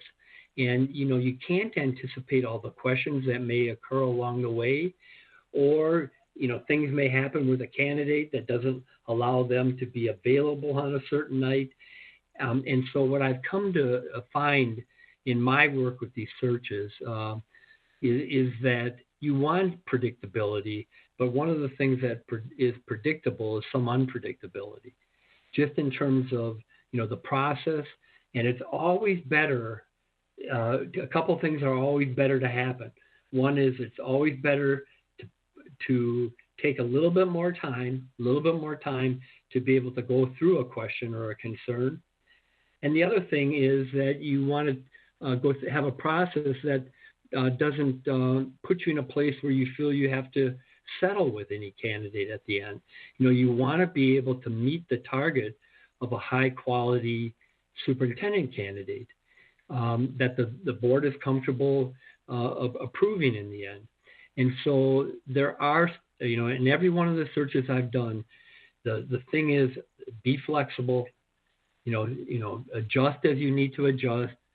If another step is needed along the way, add that step. And the one thing that you can be guaranteed, again, because this is very much a human enterprise, is that those things will happen. And so, the community should be assured that this board has made adjustments along the way, revised the timeline as questions have come up or need for additional information has come up. And from my perspective, assuming there is the high quality superintendent to locate through this process, that is the right thing to do along the way. And so, I hope I'm responsive to your question, President Levy, but this happens in every one of our searches in terms of making adjustments along the way, providing additional information, taking more time to allow that to happen, responding to candidates that had unique things that, come up with their professional life that you have to make adjustments for. So that's how I would respond to that. All right, well, thank you. And then we'll move forward here. Thank you for joining us, Dan. Yeah, take good care of yourself. Yep, you too. Thanks. Bye-bye. One of the other things is we're working in that process, again, some more discussion, because we usually just don't have time to talk like this. But Board Member Miller and Board Member Levy, Board Member Miller has served one full 3-year term and was reelected. Board Member Levy is in her 3rd year and has served during the time when they were selecting a superintendent. Information that the two of them shared was that this is a very difficult process. It's a very time-consuming process. And so another part, because sometimes, there's not a problem in explaining that as we also approached our work, we were trying to complete these things during this fall period because we know that we need, with the referendum planning, to be moving towards something in November and then towards April when we were sitting back in May. So there's lots of things that are happening. We're trying to keep these things in order for our community, but those are the things that are happening. We've committed that we will have more opportunities for community discussion about certain things as we're moving forward because we are working for you. As we move on to this 21-22 survey summary of the climate and exit surveys, you'll hear the repeat of some of those different pieces of information that we've talked about and that we're working towards for our own improvement through the eyes of people that are leaving the district. So we're at 2D.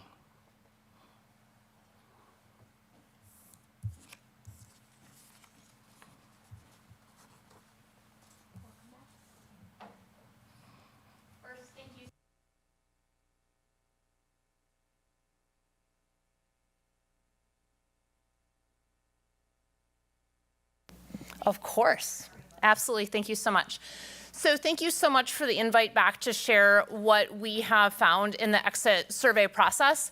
You know, one of the things that we heard specifically within this exit survey process is, you know, that this is a human process, just like the process that you were talking about with finding that new superintendent. And so when we go through the exit surveys, I just want to talk a little bit about the process and what that looks like. So staff are sent a survey link so that they can go ahead and take that survey, and that survey is electronic. From there, they are given the opportunity to do a phone interview with us.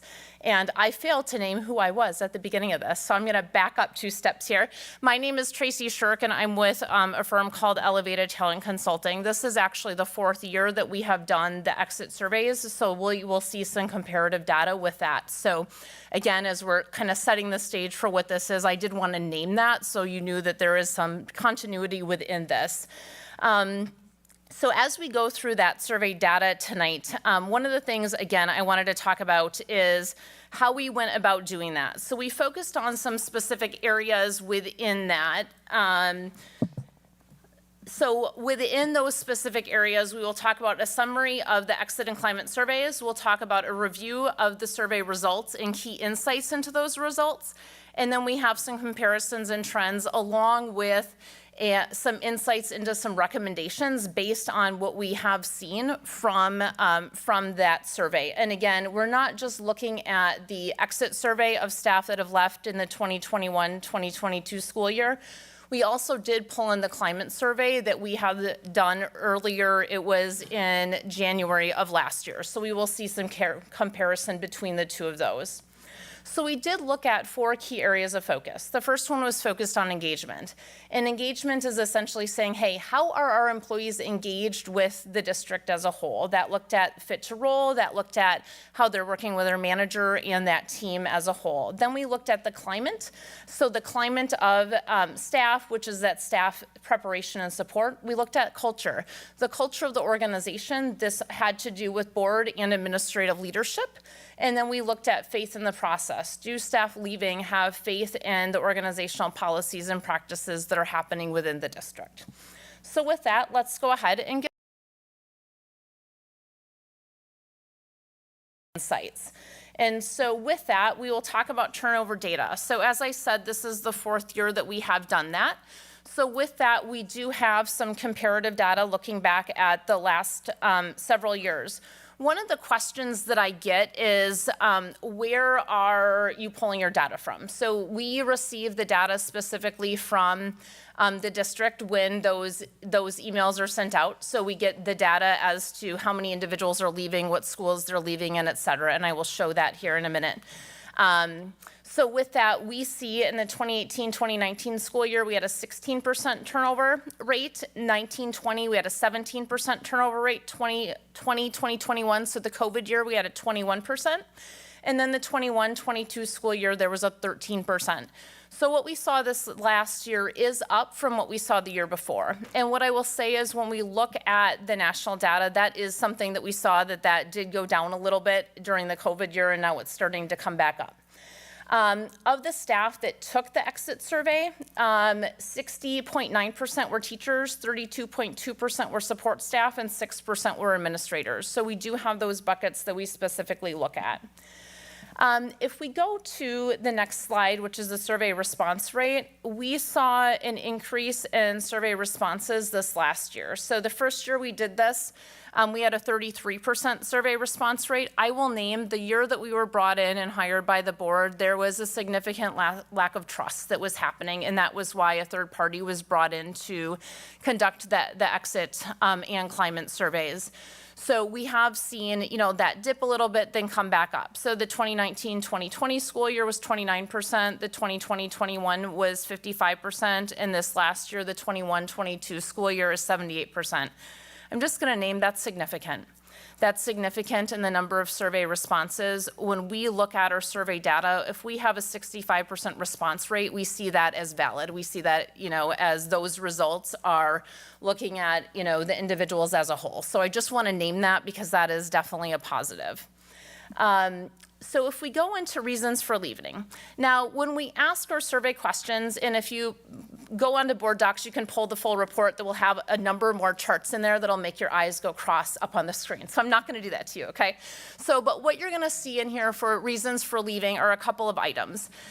This first one that comes up, you see that there's a response of 22 responses out of 87. So we had 87 individuals that responded within that. So within this, the question that was asked is what key factors impacted your decision to leave the school district? Note that this has a negative connotation to it. So we had a lot of conversations about this, and I want to name that.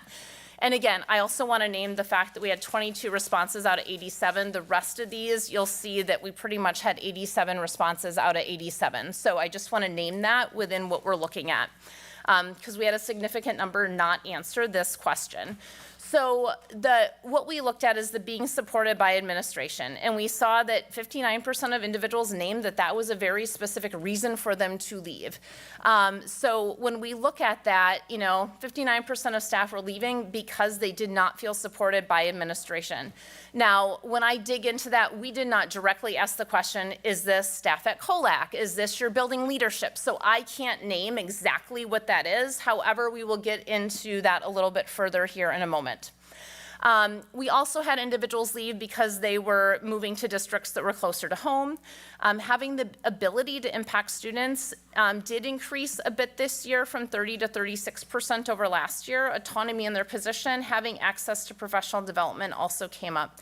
And then, of course, a big area here is others. So what are those other reasons why individuals are leaving? And those really came out in many of the open comments. So when we look at the open comments and kind of where staff went, you are going to see, awesome, thank you. You are going to see that 51% of the staff that left and went to another district based on the work environment. When we dug into what is happening specifically in the work environment, what we specifically heard from staff had to do, we heard some of this tonight, with what was specifically happening with the music and theater programs. But what we specifically heard is, hey, my work environment is not allowing me to do the best work or to impact those students. So that was a significant impact. One of the things that President Levy had already named, we've had significant turnover that's happening within the board and also happening within district leadership that has absolutely impacted individuals leaving. And we'll talk a little bit more about that with how that impacts what staff are doing from a day-to-day basis, meaning, hey, we're getting many different directions for how we need to implement in our role, and there's changing of direction that's happening there from a year-to-year basis. So with that being said, let's go ahead and look at the exit and climate survey trends. And so we're going to look at some areas of strength here. Then we are also going to look at some opportunities. So one of the things that I want to note on here is this is looking at percentage of favorable responses. So what you're seeing is the way that the question is asked. So we had looked at this survey this year and compared this to what the climate survey was. So what you're going to see in this report that's different than what you've seen in the last three is we were comparing year over year because we had not changed those questions at that point in time. We decided to go a different route this year with the board at that time that said we're going to use another climate survey that is called the predictive index, and we're going to align our exit surveys with that. So there is a bit of change with that, and I just want to name that and how that comes across. So this is also done on a Likert scale. So you have a scale of 1 being disfavorable to 5 being very favorable within that. So what this is looking at is the favorable responses. We're not looking at neutral responses. And I think that that's incredibly important when you look at data that you know exactly what you're looking at. So with that being said, what we saw in the climate survey was 82% of staff stated that they felt respected by the people they work with, that team that they're working with. In the exit survey, we saw 52%. I'm going to name and say, we're talking to folks that are leaving. Is this going to be a lower number? Yes, it absolutely will be, okay? So I just want to name that, but what we can also see is the trends that we see in the climate survey is almost a precursor to what we're going to see within the turnover data, okay? So, we have staff that feel respected with the teams that they're working in, meaning, hey, these work groups that I'm working in within my schools I feel respected with. I'm excited about the work I do every day. 70% of staff in the spring stated that they did, which is great, right? We're serving students, we're here every day. We hope they're excited to serve those students. And for those that are leaving, it was 46%. So that gives us an indication that, hey, we're probably having the right people turn over if 46% of them, only 46% of them are excited about the work that they're doing. And then we get to, when conflict arises, the people I work with resolve it respectively. Again, 70% in climate and 44% in exit. So when we dug into this one, what was curious to me about that is what's going on when conflict arises. So is this talking with, my coworkers? Is this working with building leadership? Or is this specifically where things are rolling up to administrative individuals? And what are some of those policies that are impacting that? And again, we'll talk about that in the next slide. And then the last one that we saw here was my manager helped me create opportunities for my growth and development. So in the spring, we saw 63% of individuals said, yeah, my manager's really supporting me to grow in my role. Of those individuals that left, we saw that only 36% of them felt that they had opportunities for growth and development. And we'll see this as one of those trends, so there's some items that kind of align here. So if we look at the areas of opportunity, I'm going to start with, the top here is I trust senior leadership in my organization.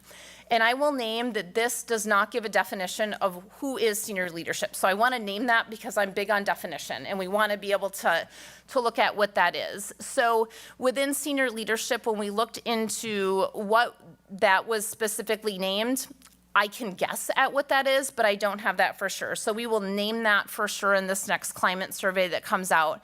But really what we're seeing here is that this a lot of times rolled up to what the COLAC administrative leadership was as that rolled up. So we saw that 24% of those individuals that left trust the senior leadership.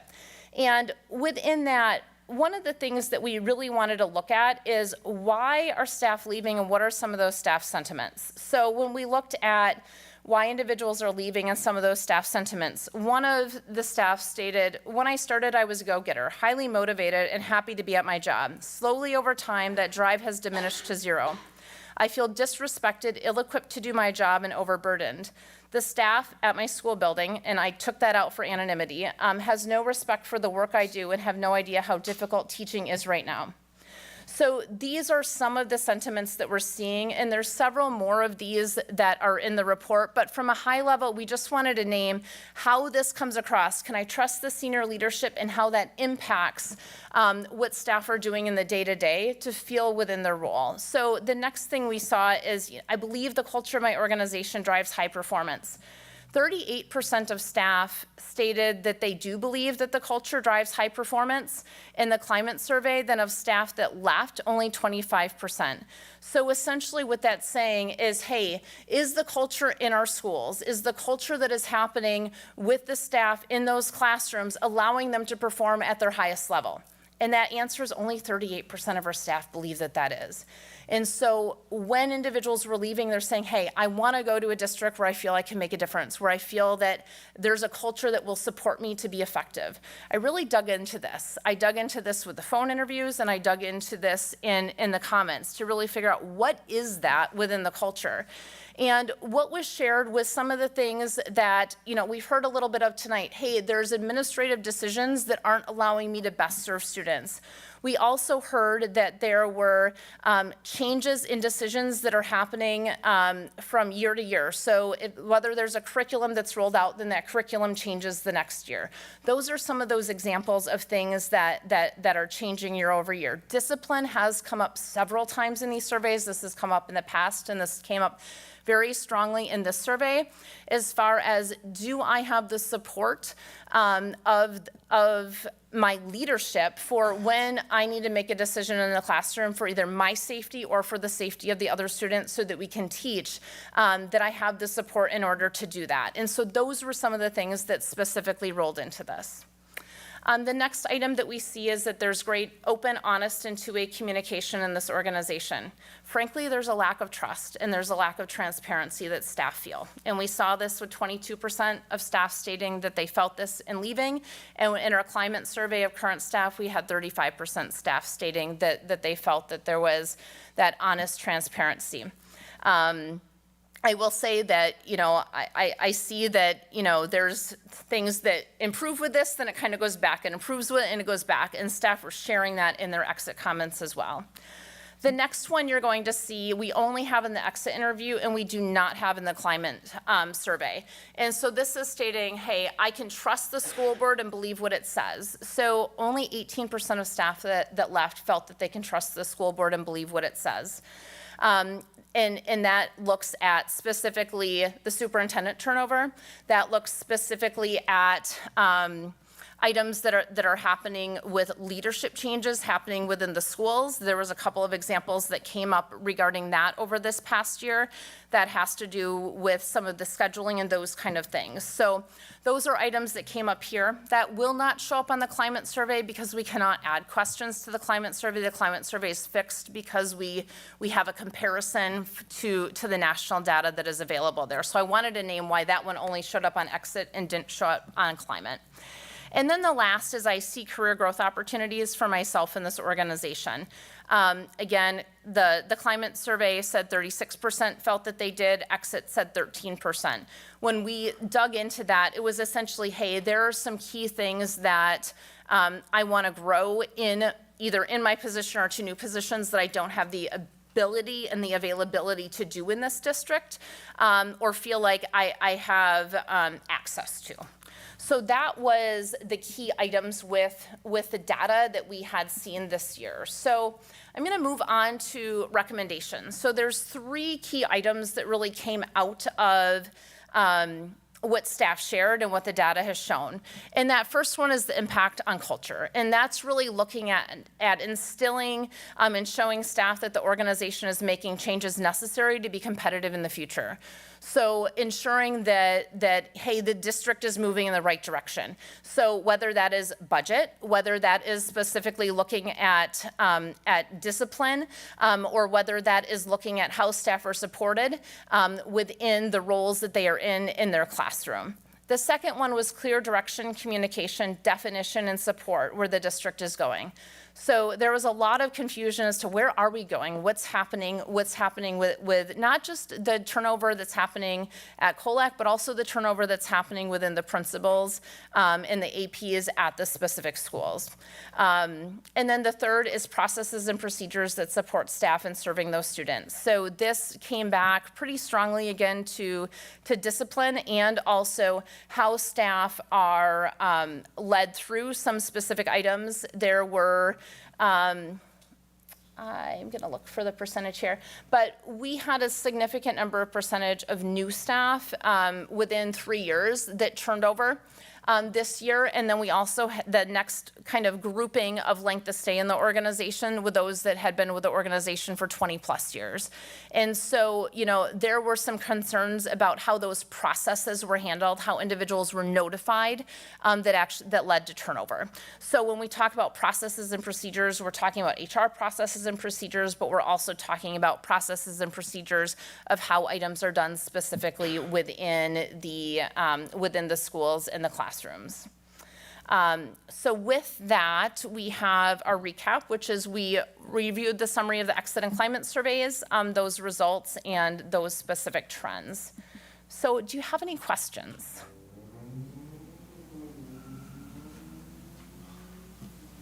Members, questions? Megan? I don't know. I just want to thank you for putting this together. It was, you actually anticipated a lot of my questions when you talked about digging in and kind of how it was constructed. So I just really appreciate the clarity. I just wanted to make a comment that one of the things that I think is really helpful that wasn't in your specific presentation, but was in the document, kind of the raw data. In case board members didn't see, I wanted to draw everybody's attention to page 6 of the other document. And it says, key insights during phone exit interviews, staff were asked what could have retained them in the district. and there are key insights that are shared, and I won't read them right now unless somebody really wants me to, but several of these are, like, I'll just highlight the first one, like consistency and direction from board and district administration really strengthens, I think, the charge that we have to continue the momentum on our strategic plan. And I mean, I think not all, but many of these things that are highlighted are already in the works, which actually makes me feel very encouraged. And I think I would just encourage our board members and our administration to kind of take a look at this and help that drive our work forward, because I mean, this is a really, I just want to thank you for providing this, because it's such a great tool for us to use to really, kind of correct paths as we go. So thank you. And I do want to point out one thing here, and Megan, thank you so much for that, is there were some key areas here where I did break it out by teaching staff and support staff, because I felt that was really important, because it was very different. So. Yeah, no, it was really helpful. And, going through the raw stuff, yeah, I know it's a lot. It's like a lot of numbers and stuff. And I mean, some of the sentiments you're like, oofed. But that's exactly, that is like the continuous improvement kind of mindset and operation that we're trying to achieve at the board level. Like, we have to hear all the things so we can be informed by them and continue to improve ourselves and be reflective practitioners as board members. And that's really like the mindset that we've been working to adopt for our district. So it's really valuable, this work that you brought us. And I know I'll just speak for myself, but I'm sure that our other board members will as well, like, take all this to heart and use this to inform our path forward. So thank you. Yeah. Other board members? Okay. Well, I'll highlight a couple of things. One, looking at the recommendations,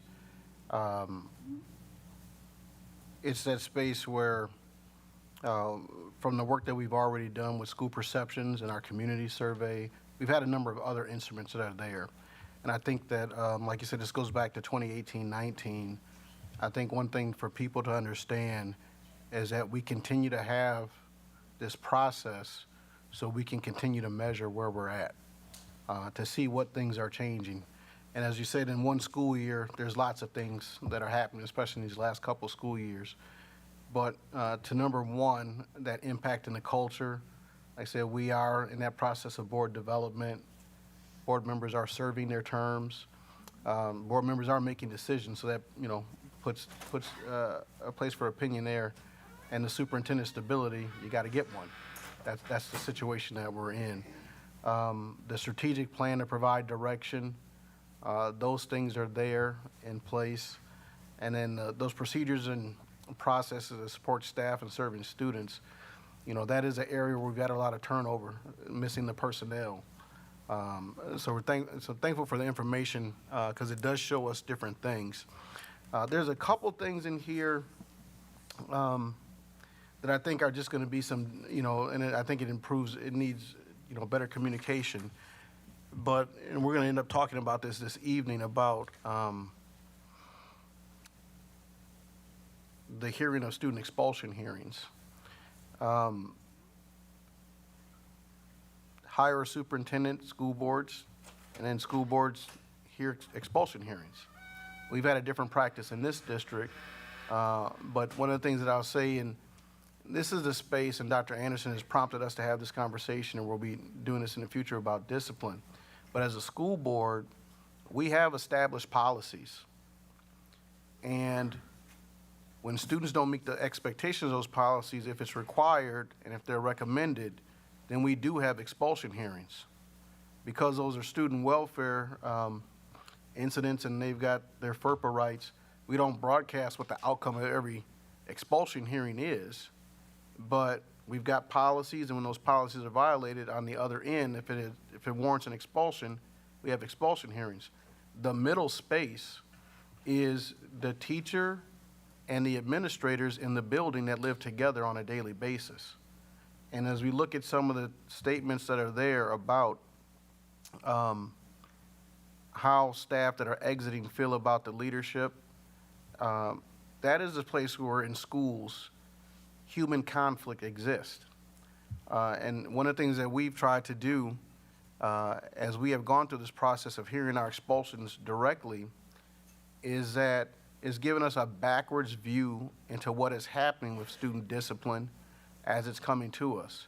We're just coming out of the pandemic when there were no students in the building, and then last year when students were in the building. So I do understand how this is just in the free comment areas, that some people might dislike that as a board we had decided to have the expulsion hearings, but that is a part of a process that we think is important. Because, as an example, if Dr. Kieser was still our superintendent, we'd have come to the end of the summer and we would have reviewed and talked with him about, these are what we saw in the expulsion hearings, what is happening in the buildings?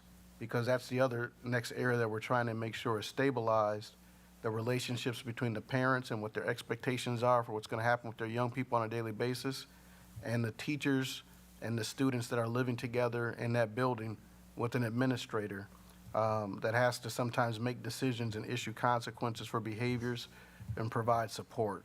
But I'm thankful for the information and that people are encouraged and they're turning out, because they could choose not to answer at all. And so, we're looking at this to improve.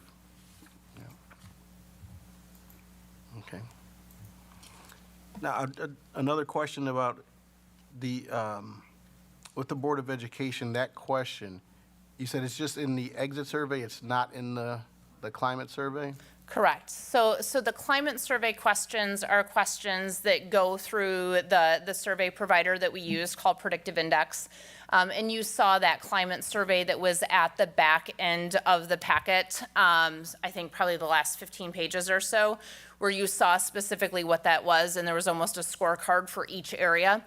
So with that, because those questions are not specific to schools necessarily, there is something hopefully coming out in an update next year that there will be, but at this point there is not. So one of the questions that was really important is, how do we ensure that we have both of those? And that was, something that we had talked about with the previous board and administration at that time, to ensure that there was a question in there for accountability for all levels. So that is in the exit, but unfortunately we cannot put any additional questions that are outside into the climate survey. All right, and then I'm on page 87, I think, in like all the raw numbers that we were given. Yeah. And just looking at the feedback from employees, so if I'm thinking about these 87 that answered, the majority fell in that group of those that were between 1 and 10 years. Hold on, my page numbers are different than yours, so I just want to make sure I'm on the same page. There's a 6 to 10 years, the 4 to 5 years, the 1 to 3 Yep. years. Okay, that was the majority of those that answered. 73.6% female. Correct. 87.4% Hispanic with no Hispanic, Latino origin or Spanish. Correct. Okay, and 81.5% white. Correct. Okay. All right, that's all I have. Thank you. Mm-hmm. All right. Thank you. Oh, I'm sorry, I have one more question. We had asked this before, like in the drill down, like you said, there were like 6 administrators, or I think I'd asked us about the disaggregation of the data by the different racial groups. Is that something that has been achieved or not in these surveys? So this is the first survey that we've asked the question about race. We've never asked that question before, so this was the first year that we asked that question. When we went through this data, I did not necessarily break it down because we had so few in that. That is something that we can definitely do, but as you saw, we had 81.5% that were white within that. Okay. And we do want to make sure that we are protecting those individuals. With the small cell sizes, right. You mean those with the small cell size that, Correct. right, easily identifiable by who was there or not? Yes, All absolutely. right. Okay. But All we right. do have the data now, so, we were not collecting that before, and now we are collecting that. So, and we did have that data that was collected in the climate as well. We will have a climate survey in October, and then we'll have another climate survey in March. So we'll start to be able to see the data building upon it with that information. Right, because one of the things I'd be looking for is just that are different employee groups having different experiences Correct. in the same organization. Yep, absolutely. Yeah. All right, thank you. All right, we are on to committee reports.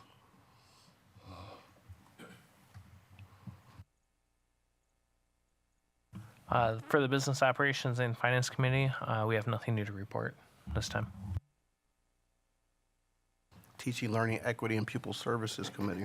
Thank you, Board Member Levy. This evening we had an update about the 4K pilot process for universal programming. I'll editorialize a little bit. I was really pleased to see the variety of curriculum and the process that we're using to looking at our 4K curriculum. There's a number of different resources, and they're being piloted in a way that empowers our educators to kind of supplement and really bring in their own expertise and be responsive to the needs of our kids, which always makes me happy. So that was wonderful. There's an attachment there if anybody wants to look it over. There are attachments for all of these that can be found on board docs under the agenda from this evening at 5:30. We also, I'm also really excited to say that we moved to approval for the full board to tonight's consent agenda, a contract with a group called Instruction Partners. And what's really exciting about this contract is that we received nearly $200,000 worth of grant funding to supplement to pay for, subsidize is the word I was looking for, almost the entire contract. And that grant funding came from multiple sources. One of the sources was DPI. The other source came from, Ms. Moritz could speak to it better because I know I'm spacing on the name of the group, but it was a sort of nationally recognized, awesome curriculum group that both parties of which just really believe in Beloit and the good work that we're doing and want to be part of our continued growth and success. So I was really excited to hear that update this evening, and we unanimously voted that forward to the consent agenda. Also coming forward, unanimously voted to the consent agenda for this evening for consideration. We heard some public comments about as well, is the recommendation to name the art hallway for Bob Hauk, a former art teacher. And there were a variety of comments about this, also that highlighted not just the importance of honoring Bob Hauk, but also just recognizing the current, past, and what will be future amazing educators that we have in Beloit, and just how exceptional our community is for attracting and retaining such influential, inspiring, powerfully wonderful educators. And so he is one of many. So those were kind of, it's like a summary of, I think, what we discussed this evening. Anybody have any questions? Awesome, thank you. That's my report. So for the governance committee, we'll end up having to reschedule because of our superintendent search is going to move that regularly scheduled meeting. We'll end up discussing things like referenda planning. We have to get back with Drew Howick and our board development sessions. And just continue, like I said, we use the governance committee to kind of keep things fresh in people's minds, the agenda that we're trying to complete. So that'll be rescheduled. And that's for governance. Legislative Update and Policy Committee. So my legislative update for September 2022 is actually attached. And for the policy update, I will just reiterate my update from our former meeting in case anyone missed it. On the policy committee, in partnership with our former superintendent and former athletic director and Attorney Love and Attorney Barand, reviewed policy 377 and rules 1 through 3 of that policy since January of this year. And this set of policies were approved unanimously by the board on June 2022. Prior to unanimous board approval, the policy set was last updated in 2016. When our athletic director joined us at a recent meeting, he shared that there were 2 areas of concern, so I just wanted to address those briefly. The fall exception rule and 2.0 minimum GPA. Fall exception rule was actually unchanged. It has been in place since 2016. And the policy prior to the update stated that students need to be striving towards a 2.0. And that was actually an attorney recommendation. In order to sufficiently execute policy, you have to know when people are compliant and not compliant, and striving towards is very vague language. So again, that was a recommended attorney edit that we moved to the 2.0 GPA. With all that being said, the policy committee, the full board made the decision to pause the policy until it can be reviewed again by the committee, and the committee will do just that. Again, that's policy 377 and rules 1 through 3 of that policy at our October 5th meeting. So I expect that that will come back before the full board later in October.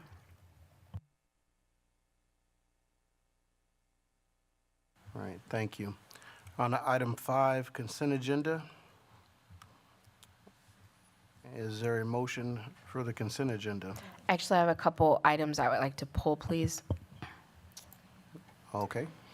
Item A and item B. And I have a question about the minutes from July, and it's just, is there a reason why those minutes were held and we're just reviewing those in September?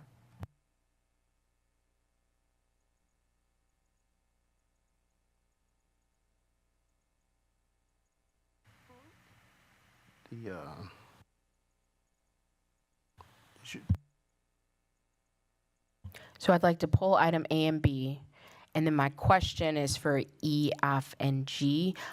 Those are minutes from July, and I was just wondering, is there a reason why those minutes were held, and we're just now seeing those in September? I can address the minutes if you'd like. Please. Just an oversight. They were from special board meetings, and I was out the last week in July, so when I prepared for the meeting in August, totally missed them. Thank you. Yep. Right. So that was item A and B? Yes, if everyone's fine, I'll ask my question about A.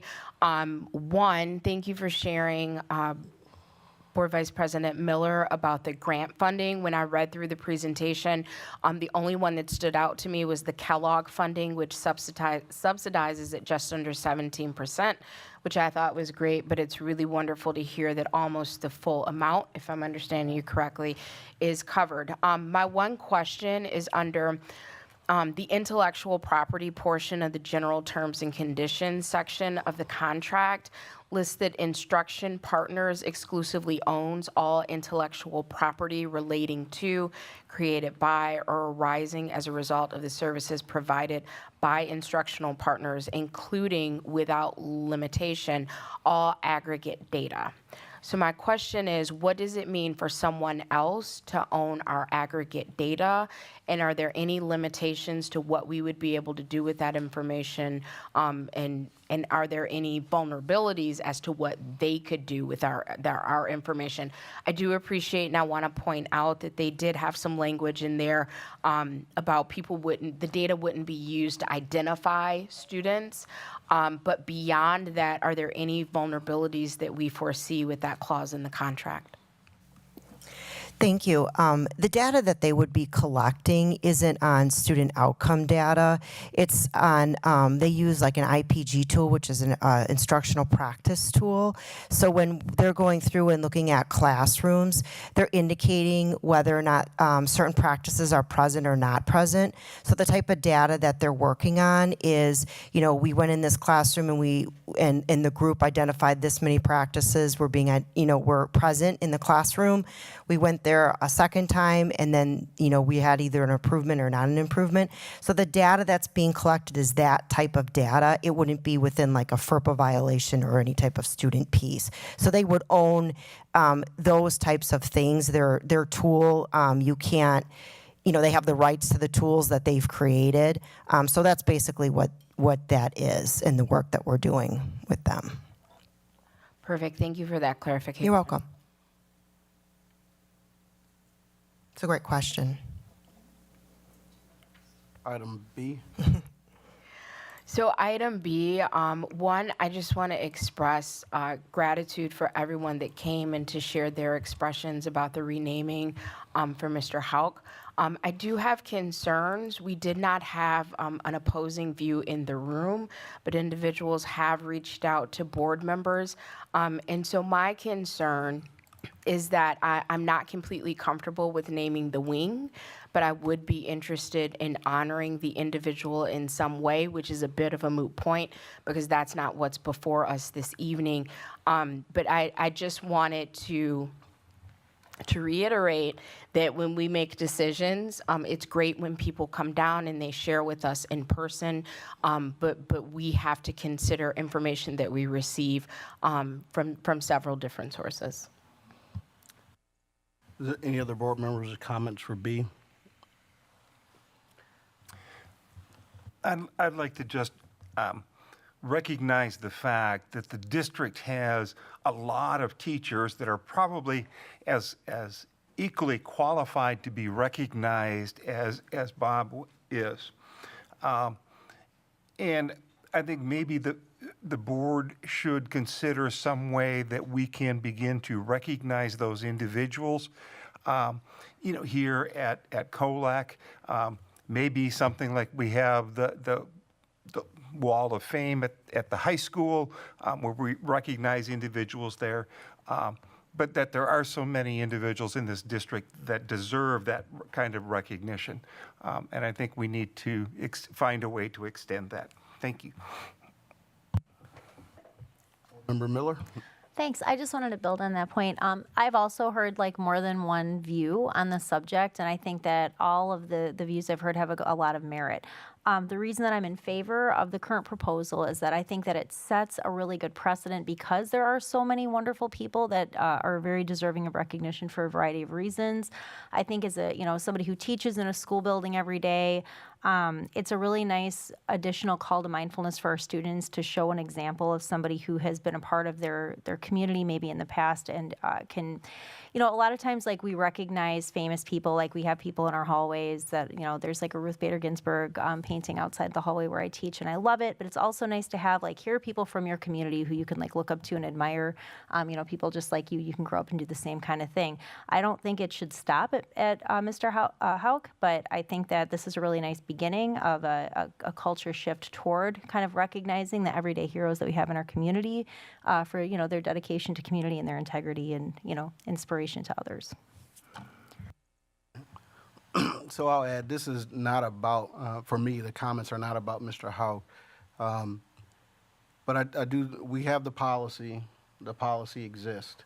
There's the Vogel Natatorium, we're at the Colac Center, and the Barbara Hickman boardroom. My kids go to Fran Fruzen Intermediate School. Those are all wonderful individuals that I know and had experience with. And I would say the same, I would believe the same for Mr. Houck as I look at those that have come to support him in this name and in this honor.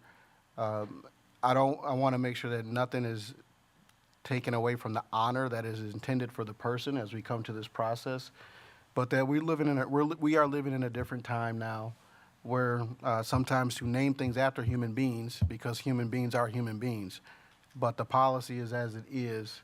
And tonight we do honor that. We do recognize that there was some difference of opinion. But as we move forward, if the policy does not change, then as people are motivated to honor, it will come forward. Okay. So I would like to move that we approve the consent agenda in 2 phases. If we could do everything excluding B and then take a separate vote on B, that would be my preference. So I move approval of the consent agenda minus item B. Second. There's a motion. Point of clarification. I maybe misunderstood, but I thought items A and B were removed from the consent agenda. Is that correct? Yes, they will. Thank you, Ms. Shope. So, is there a motion to approve item C through L? So moved. Been moved by Board Member Miller. Is there a second? Second. Seconded by Board Member Spencer Anderson. Is there any discussion? Hearing none, all those in favor signify by saying aye. Aye. Aye. Aye. Aye. Motion passes unanimously. Is there a motion for item A? And then we'll take A first. So moved. Second. It's been moved by Board Member A. Levy and seconded by Board Member Miller. All those in favor signify by saying aye. Aye. Aye. Aye. Aye. The motion passes unanimously. Is there a motion for item B? So moved. Second. It's been moved by Board Member Miller, seconded by Board Member Spencer Anderson. Is there any discussion?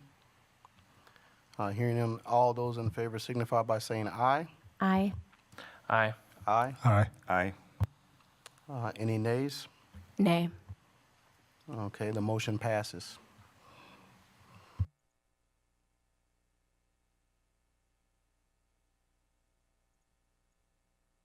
Now down to item 6A. All right, the expulsion process, and we talked about this at the last meeting, is that the board really has two options. One, it can hire a hearing officer to hear the expulsion hearings for the board, or the board can hear the expulsion hearings themselves. The one thing I will say is that if the board chooses to hear their own expulsion hearings, it will require additional time. And we do have an administrative hearing already scheduled. So the chances are we will have an expulsion hearing in the near future. So, but once you decide how you want to hold them, then we can start the process of making sure everything is set for the very first expulsion hearing that will probably be in the near future.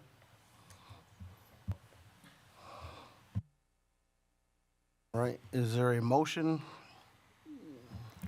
I move approval of the Board of Education continuing its practice from last year of conducting its own expulsion hearings. Is there a s- Second.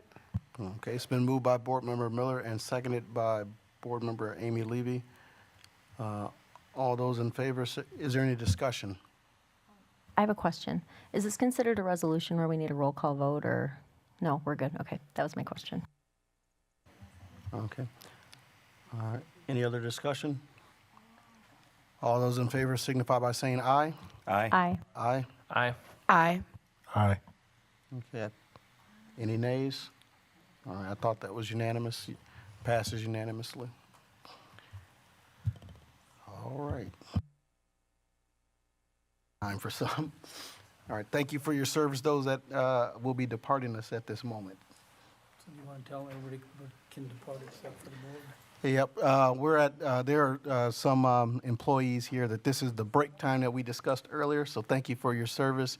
Board members will be here as we finish to develop these second round superintendent interview questions. All right. And can you call me tomorrow, text me tomorrow, so that if we do have people that want us to know the names? Right. So we can get them, yeah, as Yep. soon as we, yep. Right. All right. All right, board members, you ready? Okay, we'll take a 5-minute break here for human needs, as we say.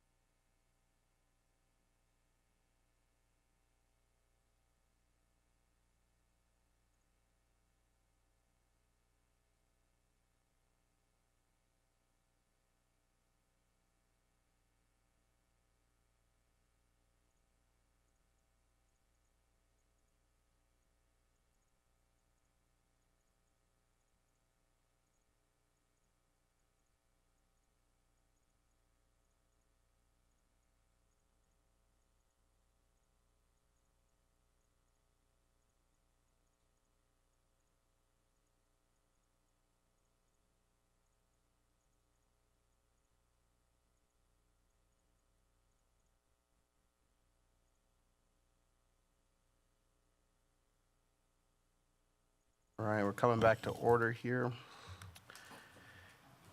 We are on 6B, development of second round superintendent interview questions. This is also a reminder that Michelle has reminded me that we have a couple that we had, as we were in the last space, to bring them back around. So I'll just mention those first, and then we'll kind of work our way through the areas and do what we've done before. So those that were listed that are already existing, I don't know, Ms. Shope, are you able to type? Are you typing? All right. And so just a reminder of this, how do you personally evaluate your job performance? And what is your expectation of feedback from the school board is one that is out there. And many people believe that the school is the center of the community. What does this statement mean to you? And how would it affect your decisions as superintendent? And let's start in the biographical section. Oh, Board President Levy? ahead. Yeah. I actually had 2 notes as well from that may or may not fit into categories, but people have brought up to me maybe like civic engagement and collaboration potentially with the city manager because, there. Oh, is there? Okay, so I'm going to throw those out. And then describe the role of education advocacy were 2 that kind of, I think, bubbled up in conversations as well. And then I also have a request. Is there any way that we can get Do you want to see that kind of text? visually, like the tech, if somebody could screen share? Ms. Shope, can you share your screen so when you're typing it's... I'm sorry, if that's annoying, we don't have to. I just thought it would be easier for all of us to kind of get on the same page. All right, thank you. I appreciate it. Board President Levy, the other thing that came up in our previous discussion when we were doing round 1 was disproportionality in discipline and academic achievement. Is that like on the roll 1 questions, or are we peeling off parts from the... No, it was just one of the topics that we made note of that we wanted to address in round 2, and there is one of the questions that I selected for proposal. There's a nice place to add that, but I just wanted to make sure everyone had remembered the topic that we discussed. Right. And even as we go, just kind of like a theme or setting is kind of wrapping around where we currently are at, some of our realities as they've been expressed to us. If that has worked into the question and kind of understand where the candidates are coming from with more immediate situations that they'll be facing upon coming in. So we can have a real idea of this is what's in front of you. How are you dealing with this? Is something that I'm thinking about. So we've already had the biographical sections. So is there, and we're looking to develop about 7 to 8 questions, but we have supersized those questions too. So does anybody have anything in a biographical section where you're wanting to learn a little bit more about those potential? I actually like 1B. As you look at your career, what are the highlights, and do you have any regrets regarding the work you have done? Okay. Anybody else in 1? All right, that's a yes for Spencer Anderson on that one. Board Member Winfield, you good with that? Schneider shaking his head yes. Miller? All right, I'll just add before we close out that one. I was looking at A, what do you see as the major influence that you've had upon the system where you worked, and give examples.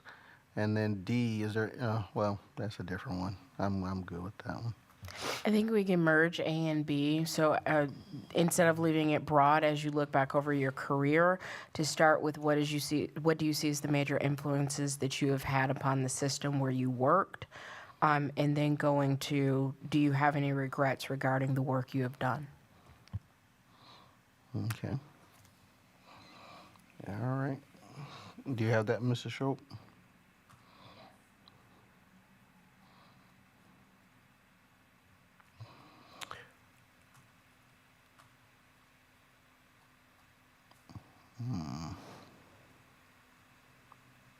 Okay. 2, school community relations related.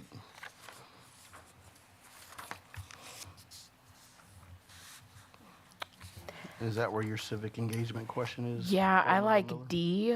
What community-related organizations have you participated, or if you participated in, had membership in? I could leave off the last part if someone wants to add something else to be more specific, but it concludes with, or served as an officer in while in your past positions. If I can piggyback on that, I mean, I just think that since we're in kind of we have a really unique, kind of neat opportunity in Beloit right now, since there's also the hiring of the city manager taking place.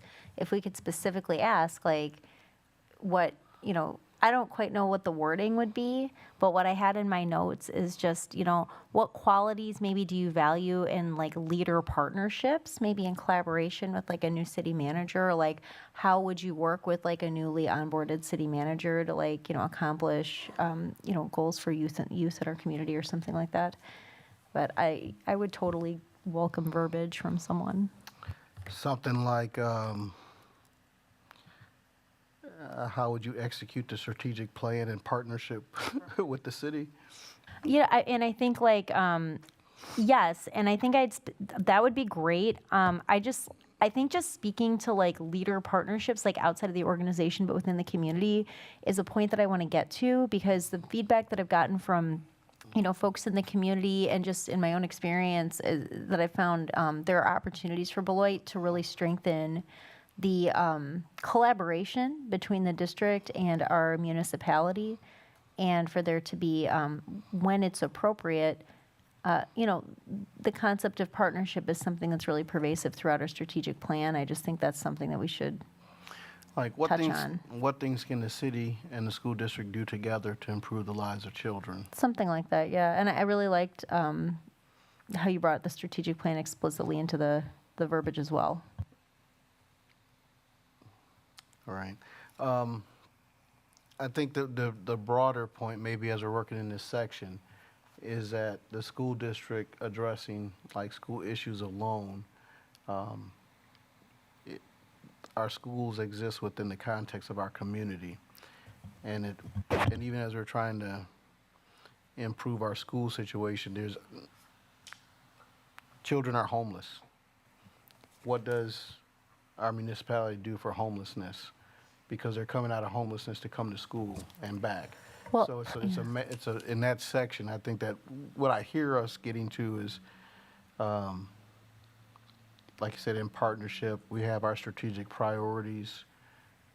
How is that relationship gonna work? And I guess this question signals our intentionality that there should be something happening. Describe it for us. Yes, and yeah, just to kind of build on that point, and I don't want to take us too far off, but I mean, at the APTT, the grant that, I know like our kids at TED, they always start those APTT meetings with like the pie chart of like number of hours a child is not in school versus the hours that they are in school receiving instruction. And if you consider the time that they're like sleeping or, like summer break and, all this, like the amount of time that they're actually in school under our care is very narrow. I don't remember the exact percentage. If we had our elementary teachers in here, I'm sure they could speak to it. But it's startlingly low, and we're not going to move the needle for kids the way that I think all of us want to without that intentionality and collaboration. So is there, So I did a little wordsmithing. okay. Here to help. What community-related organizations have you significantly participated in? How will you leverage partnerships, specifically with our new city manager, to execute our strategic plan? And I'm open for edits. How about repeating? Absolutely. What community-related organizations have you significantly participated in? So not just a name on the roll. How will you leverage partnerships, specifically with our new city manager, to execute our strategic plan? So I want to throw something out here even before this question gets answered. Executives such as a city manager and a superintendent, whatever the seven of us decide and we work through as, like, they don't just freestyle and represent their own opinions and ideas. So there's a little bit of that work that needs to, like, between the board and the city council, because the two executives are working together to execute those things together. And so I don't, even as we structure the question, I wouldn't want to mislead a candidate into believing that. I just want to be informed in what we're saying. Well, I appreciate that, and I think you talked about how like asking the question sets the expectation that they work together. I mean, I think that, and it's a conversation for a future meeting. But speaking for myself, like I would deeply love, if we could meet with the city council and begin some kind of cadence. They got a full council, we got a full board. Yep. That the waiting for the executives is something different. Right. Thank you. Mr. Shope, do you have the school community question? Because I can't see. That's slow. I don't small have the for end me of the over there. question. All right. All right. What community-related organizations have you significantly participated in? How will you leverage partnerships, specifically with our new city manager? And this, yeah. I'm No, sorry. feel free. Throw the and the city council. And the city council in, I need a word with the SDB. So like in conjunction with, I don't want to use partnership again, but specifically with our, okay, hold on. Specifically with our new city manager. Now start talking. Oh, and city manager and city council. City manager, comma, city council in collaboration with the Board of Education. You know what? Why don't you expand that one with your legislative update, to see that, all those different elected leaders that we have that impact us and our strategic priority agenda, because you ought to know who they are. If I may, I think that might even be a whole, like if we're going to take it that far, one of the other questions that I wanted to get in there was something about their views on advocacy. And so maybe like if we wanted to bring in the elected bodies to that question. So keep the first one small and Yeah. expand it. And then, Okay, so I'm going to read and you stop me when I need to add different words. All right. Words. Here we go. What community-related organizations have you significantly participated in? How will you leverage partnerships, specifically with our new city manager? And the city council. Okay, city council. City manager and the city council. Okay. And the city council in collaboration with the Board of Education. To execute the strategic plan of the district. So are we including other elected officials? So we're going to save that. Did you say save? Awesome. In collaboration with the Board of Education to execute our strategic plan. All right. There's only one other part of like this school community section, like that H question.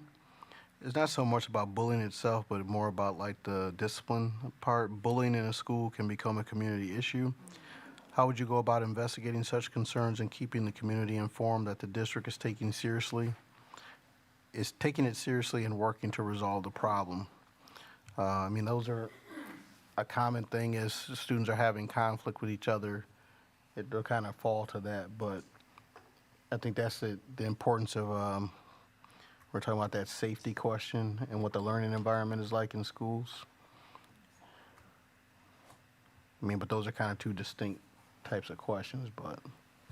I don't really love H because one, I'm hoping the answer would be I'll follow policy, and two, because of FERPA, you're not going to say Johnny was bullying Mary and this is how we handled it.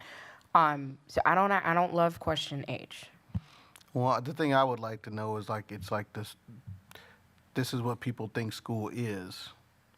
This is how school is being described. What are you doing about that? I don't know if that's the perception or that is the thought that people have, but I'm wanting to understand that. And we can come back to, because we got 1 and 2. Stick a pin in it and come back to 3. In the vision area, board members' ideas, thoughts? I like B. So how would you work to align the district's vision to other areas of planning, such as in curriculum, human resources, and budgeting? And that's actually where I wanted to put that disproportionality in student achievement and discipline. So the spirit of where I would like to go is really taking a whole approach. So looking at curriculum, human resources, so who is in front of our kids, and budgeting, because budgets are moral documents, like where are we putting our dollars? How would you use all of those resources to positively impact the existing disproportionality in student achievement and discipline?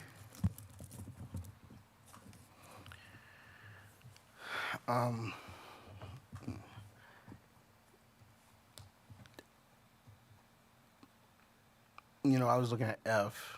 Are you aware of the district's vision? What are the strengths of the vision, and what suggestions would you recommend for strengthening it? That's basically our strategic plan, but I guess the thing that I want to know is how are they going to facilitate that? Or the next step is the action steps. So really, even as you read the part that you read, I'm wanting to know the prioritization that they're going to have with that. Well, it's just, you know, and I'm looking at the B part that you have, because there's different areas specifically in the plan.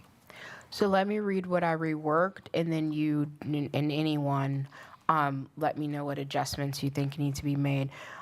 So how would you work to align the district's vision to other areas of planning, such as curriculum, human resources, and budgeting?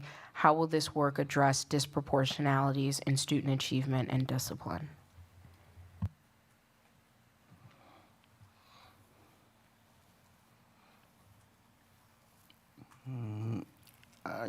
I'm there. I guess the other part is like, I want them to talk to me about the strategic plan and what they're going to do with it. I mean, and that question asked that, but I mean, if there's. What's missing? I don't know if it's like the specific 5 areas of the plan. I mean, for B, it says how would work, oh, I lost it because we're scrolling, I'm sorry, but it doesn't say something on there like how the work aligns with the strategic vision? So it says district's vision, but instead of called district's strategic. vision, we could put strategic plan. Well, like in our areas, in our plan, are equity, culture and leadership, whole child engagement, and finance. And you get those other parts in there too, but that's what our plan is those statements.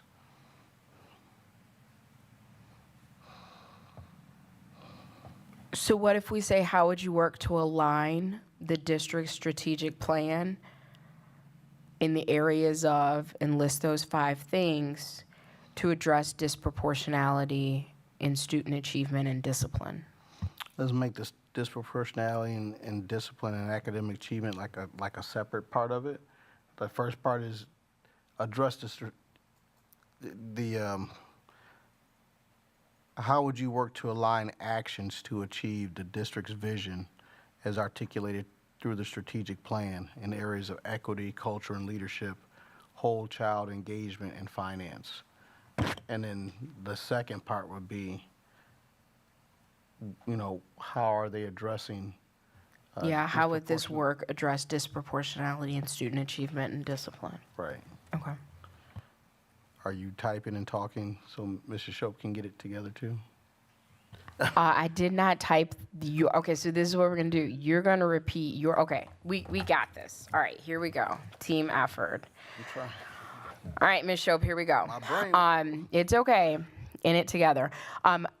How would you work to align the district's strategic plan?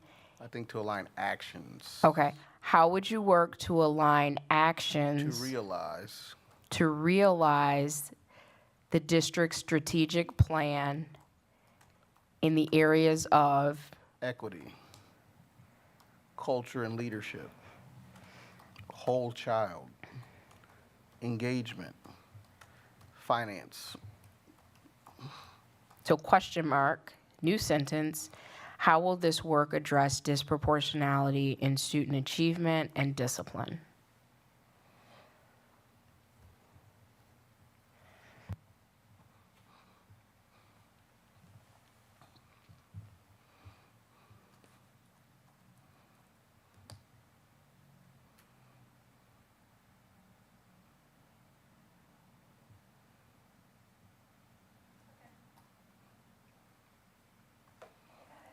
All right, let's go on to 4, unless there's more for that right now, or we'll come back to these also too. 4, board superintendent relationship. Board members, anything that you had in board superintendent relationship?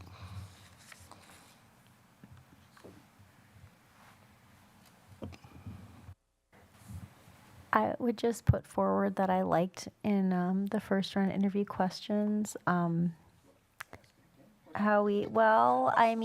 liked if we could drill down into communication style and dealing with, conflict and just like I just want to get to a thick-skinnedness sort of question. I'm uselessly not offering specific language because I actually really liked the question that we already had, to be honest. Maybe something that we could drill down into, like provide example. Like I liked how we asked about providing examples of times when there was conflict, you know what I mean? So I'm just going to throw that out there. I liked that question quite a bit. Do you want to use D as a base and maybe add specifics?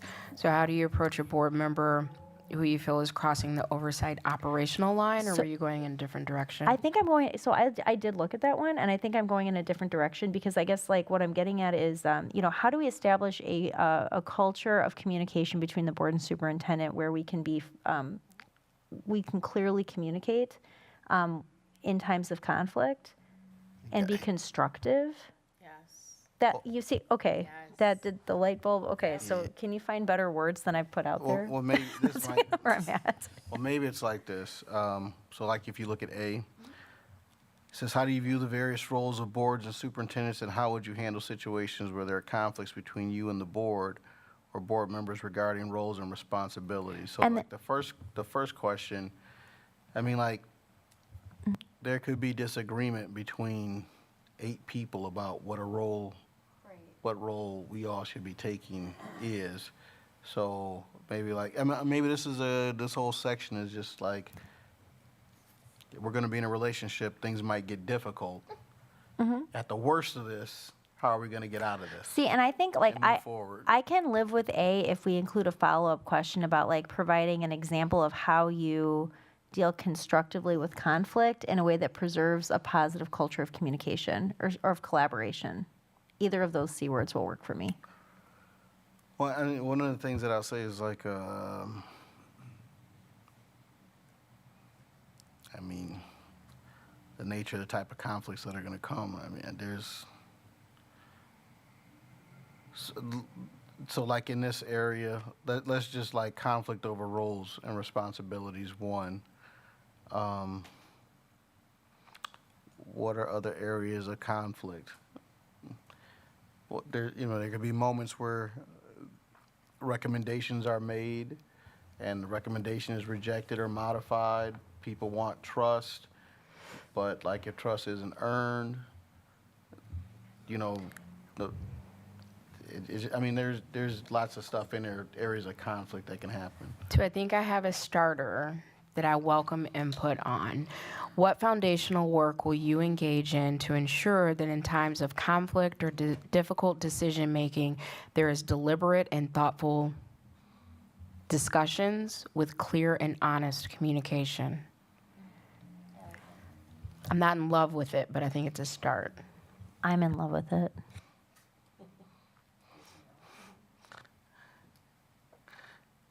Read it again, please. Hold on, I'm tweaking.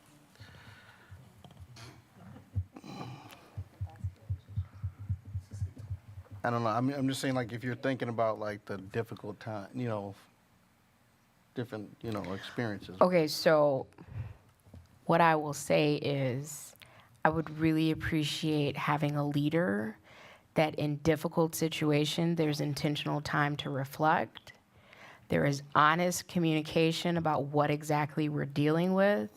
There is knowledge about how decisions are being made and that person is able to communicate that to the board. And someone that does not have as a go-to a knee-jerk response that has the potential to make the situation worse. So that's what I want to capture in the question. But in order to have that, I think you need to be really intentional about this is how we communicate, this is how we share tough information, this is how we receive tough information and process and move forward in a way that is not harmful.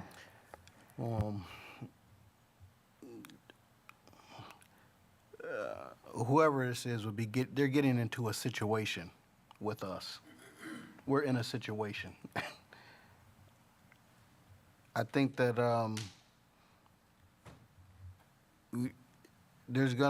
there possibly could be conflict. So like you said about a thing that I'll say is like, what is the repair work?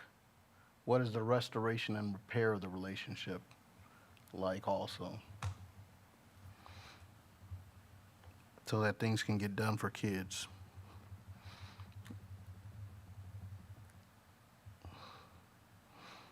Other board members are just kind of, like in that area, that superintendent-board relationship, and just in your experiences where things have been difficult for us at some times and we've had to be in some spaces, like what are your thoughts so we can get that worked in too, to have people speak to that?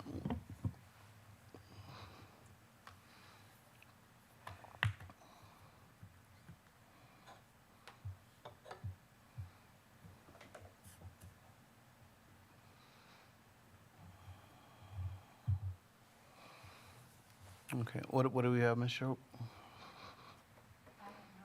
All right. That means we're in agreement. All right. All right, so I've done some tweaking. Here we go, round 2. What foundational work will you, and I'm just going to read it through, but I'll repeat it, Ms. Shope, if we need to. What foundational work will you engage in to ensure that in times of conflict, there is thoughtful deliberation with clear and honest communication that leads to the best possible decision-making for our district?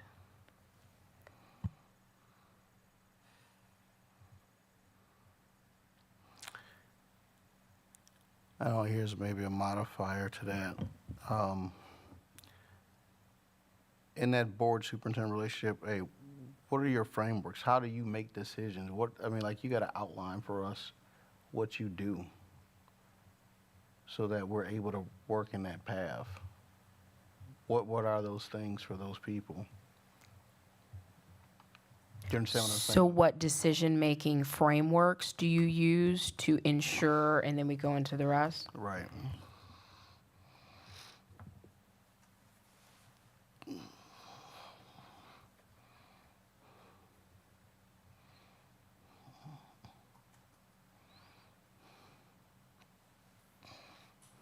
What is it like to be in relationship with you?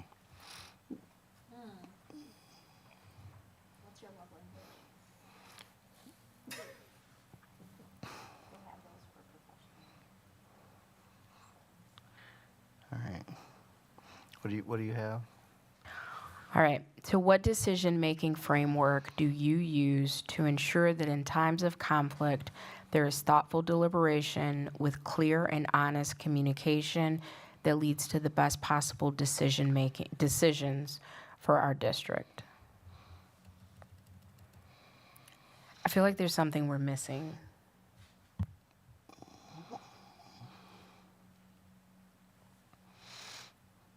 Now, the board says yes, you say no. What does that look like? I'm just saying, there's different things. I'm trying to get right to the conflict part to understand who we're working with.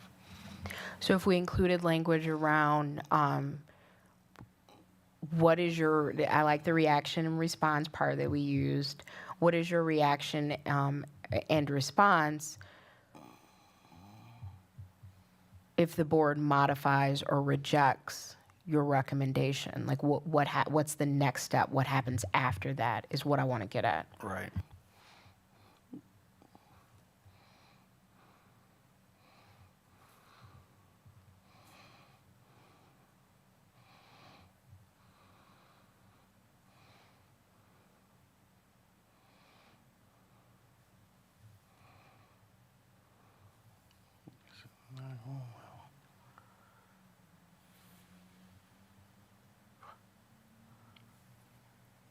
What else do we, you got that framed up for number 4?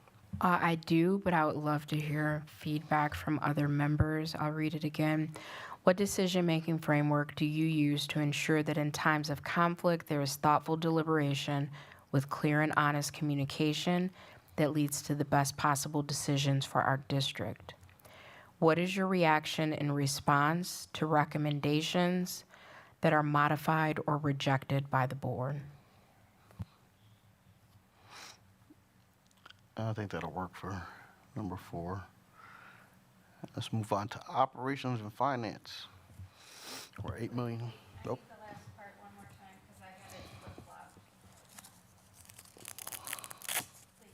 Okay.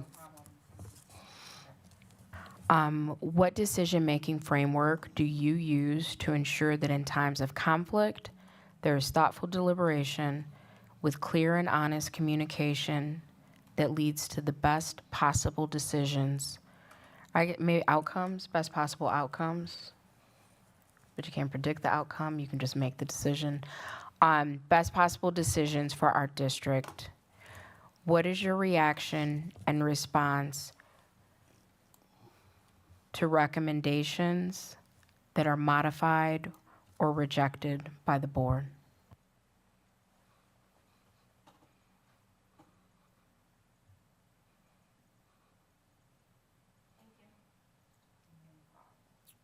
Okay, 5 is operations and finance. I'll just jump on F right away. As a leader of a school district, you're facing financial constraints. There's a strong community group that is against any type of referendum, and they are highly vocal with their opposition at school board meetings and in the community. You know that a minority of your school board is aligned with their beliefs about a referendum. Now the question says, how do you convince your board that a future referendum may be inevitable? I think for the situation that we're in, it's a little bit different. But so that's kind of a context setting. So I don't know. I mean, so it's kind of like, that's like the setup. But, you know, looking at our finances, what are you doing to move us to a balanced budget, reverse our trend of student loss, and planning for operational referendum? I like the last part that you added, and I think we could include that. I also highlighted F. I took out the sentence that you know that a minority of the school board is aligned with the beliefs. Right. I took that sentence out, and then I changed, how do you convince your community that a future referendum may be inevitable?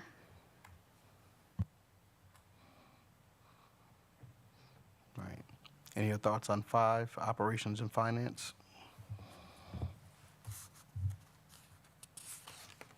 You got to have money to fund the vision.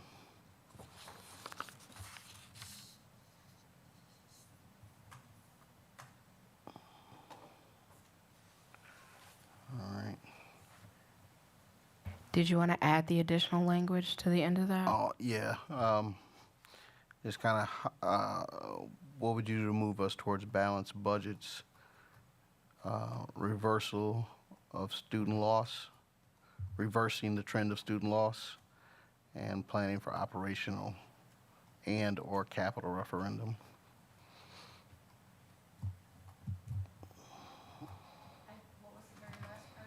And planning for operational and or capital referendum.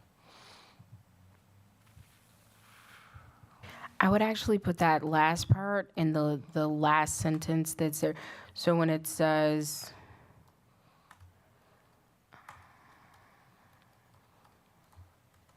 how do you convince your community that a future operational or capital referendum may be inevitable? Could we put that part in there and then have the remainder at the end?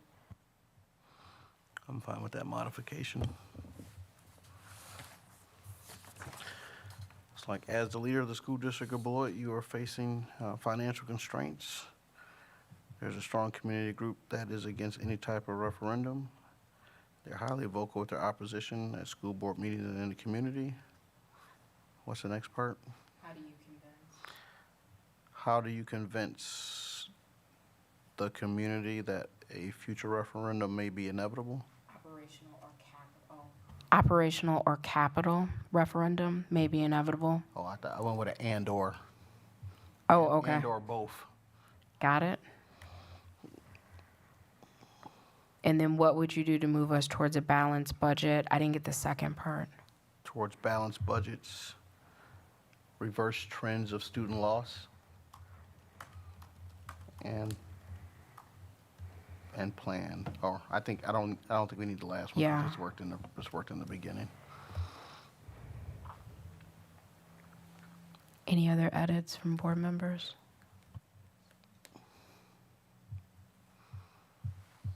Okay. Ms. Sho, can you read it? So I have, as a leader of the school district, you are facing financial constraints. There's a strong community group that is against any type of referendum, and they are highly vocal with their opposition at school board meetings and in the community. How do you convince your community that a future operational and/or capital referendum may be inevitable? What would you do to move us to a balanced budget and reverse trends of student loss? Yep. Anybody else for anything else to operations and finance? Or are we cool with that? All right. Curriculum, instruction, and assessment is our sixth area.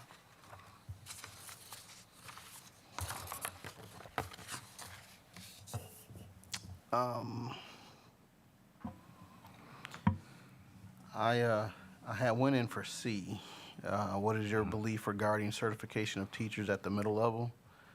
Will you hire more K-8 type certified teachers or more 612 certified people to provide students with content major trained teachers? But I guess this is also a space about like our intermediate school level, the middle school stuff. That's that licensure issue because people can move differently on that. I don't know. There'll be a question about our academic programs. The things that we heard today, the music, there's the regular teaching and learning in the class and the 4 core and then those other areas. And then even when we look at instruction, because that's where our athletic policies are. I mean, that could just be like the whole school experience addressed in that area. So I want to piggyback on that. I liked the assessment question. I think it was B, and I wonder if but those are two very different concepts, right? So is there a possible way to sort of meld the concept like that you're getting at of like K-8 versus 612 into like certification practice and then the assessment and like the accountability end of that? Like I will defer to your piece there because I think you're right. I think it strikes right at the heart of what we heard a lot about tonight, and I know that that's been an ongoing conversation, right, for a long time, the intermediate school model. So like I said, I will defer. I'm just wondering if you see space to bring in that assessment piece. Right. I think there's an assessment part, but I mean, we might be kind of like asking what is their vision of academic achievement? I mean, it's kind of like, what is the... Well, maybe like what is the optimal way? Maybe like have them weigh in, right? On like the optimal way. You're getting at a philosophical question, right? About how to organize like ages and stages kind of stuff. And then so maybe crafting a question around that language with then how do you use assessment to measure, right, the results of that or to measure the progress of that? Well, there's F. If you were to take us on a tour 3 years from now, I liked that one too. what would you say is significant about the educational program and philosophy of the district? I like that one too, but I kind of, so yeah, I mean, I thought that was a really cool question, but here's the thing, like I didn't even consider the one that you just brought up, but now that I've heard you explain it, like that makes a ton of sense to me. And I think that if we were to have a question, because really what you're asking about the certification piece gets at what that question is asking. And I think the certification piece makes it a little bit more specific, right? Well, yeah, that was C. Mm-hmm. It's just, they got to hey, schools have to be places of academic purpose. What So- are you doing to create this sense of academic purpose? So I actually highlighted E, discuss the relationship between instructional improvement, teacher evaluation, and staff development. But I think that could be a part of this thing that the two of you are discussing. Because I really want to have them articulate what level? that through line is and why those items should complement each other. Oh, I- write the question. Go ahead, Spencer. I was going to say, I also did have E on there because I do see that as kind of an important topic for us to cover. So then, just make the super question and smash them all together, like we did last time. It was, I mean, with transition words and make it, paragraph.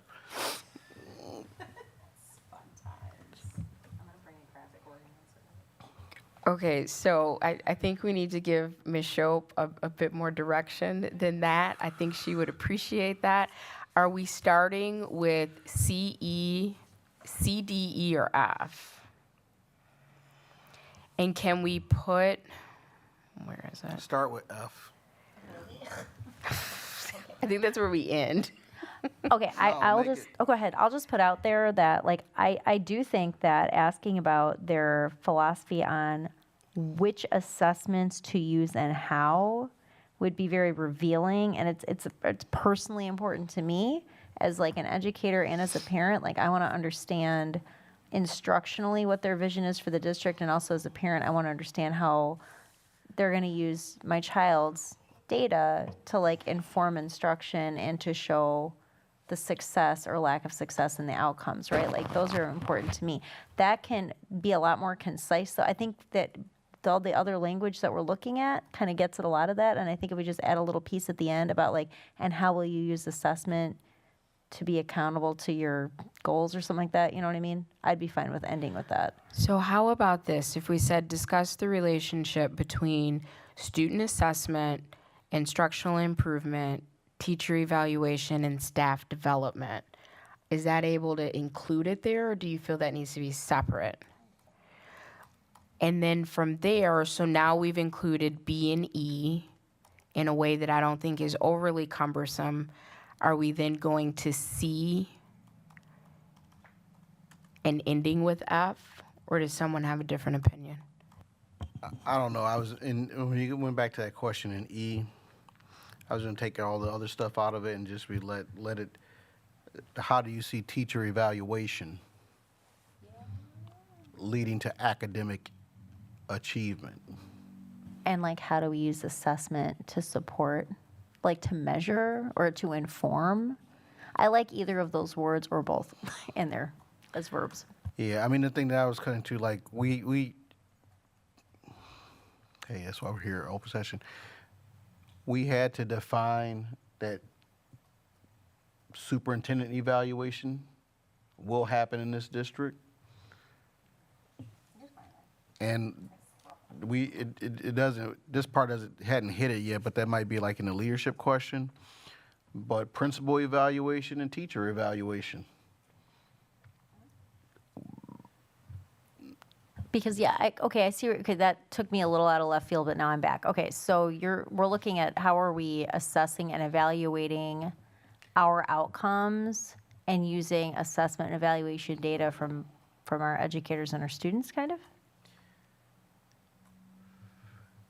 The same way we're going to use an evaluation to understand that the superintendent is helping us move these priorities along, yes or no? No, I mean, I understand that, but I'm just, okay. The more, like, I'm spending the time writing these questions, and I'm just starting to kick in a little bit now. Got you. Like, hey, how are you evaluating administrators and how are you evaluating teachers so that academic achievement is happening? So that you get to that thing that you're talking about in 3 to 5 years. So, I'm cool with that. And I mean, I think we can, let's see what the language looks like first. Like, let's see what they got to say about it. Yeah. So, like, if you were to take us on a tour 3 years from now, what would you say is significant about the educational program and philosophy of the district? How will you have used how will you have used administrative and teacher evaluation to get us there.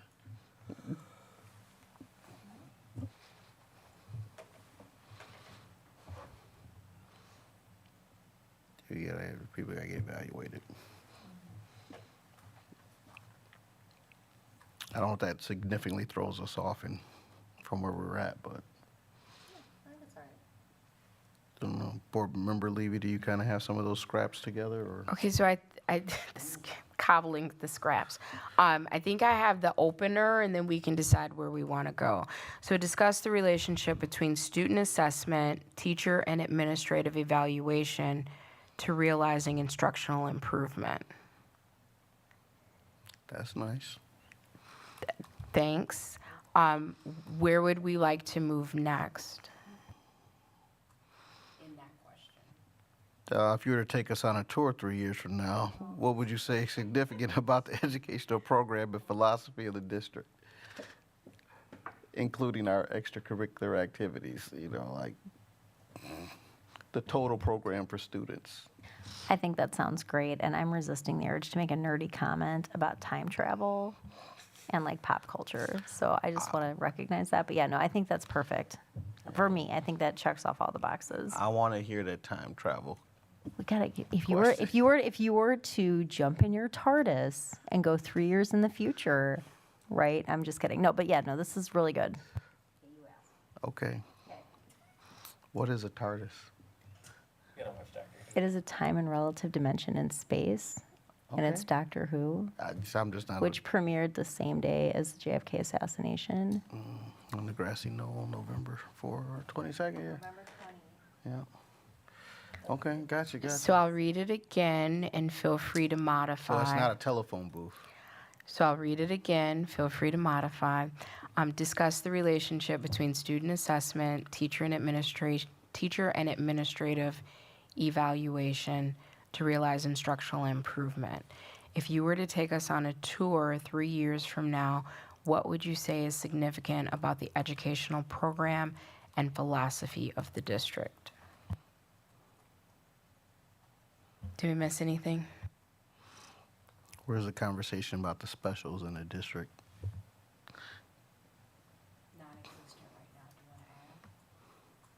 want to I add? think that since those are the other opportunities that we are intentional and want to make sure that are part of the whole child, that we should mention.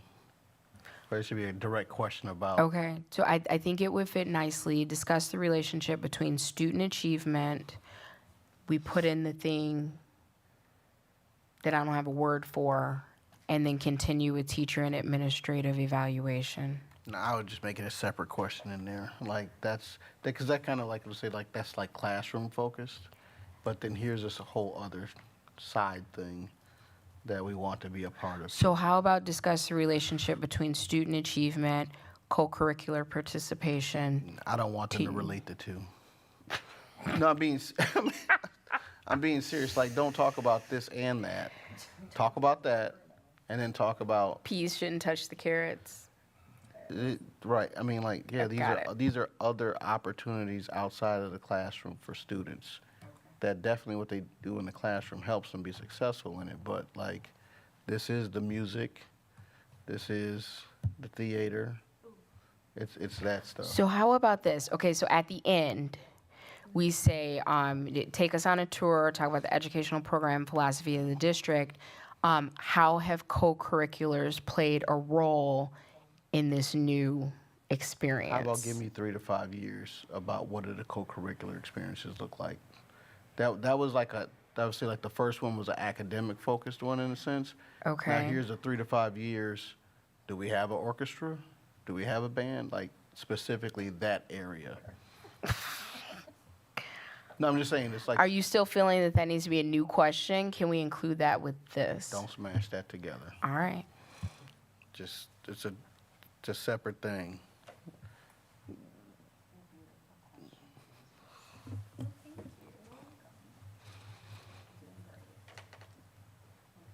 Yeah, you all are.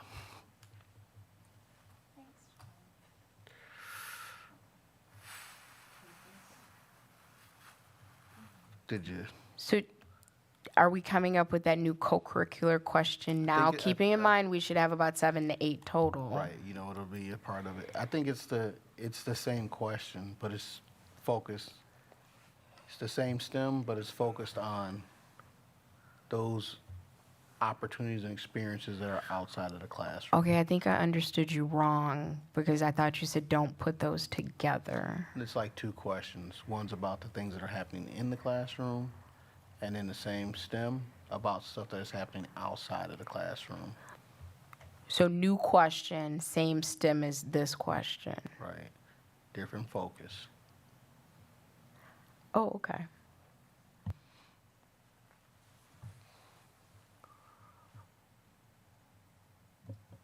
So what are you comparing in this new question? Because this one starts with discuss the relationship between. We're not comparing. This is the 3 to 5 years from now. Like, what is these experiences for students in arts, athletics, activities? What is that? What is their vision for that, and what does it look like? Yeah, if you were to take us on a tour 3 years from now, what would you say is significant about the experiences and opportunities for students in arts, athletics, activities? And what is their philosophy of providing those experiences for students is what I would say. Okay, so what I have is what are the experiences available? So in the next 3 to 5 years, is that how we're If opening? you were to take us on a tour 3 years from now, Okay, what would you say is significant about the So how about this? In the next 3 to 5 years, what are the experiences available to students in the area of arts, athletics, and what was the third? yeah, athletics, arts, activities, Can we just say co-curriculars? student leadership experiences?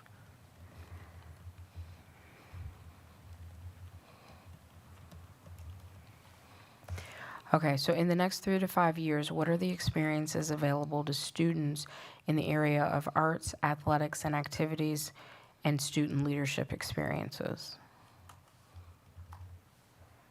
That's rough. We can move on, but I have to come back and tighten it up after we finish.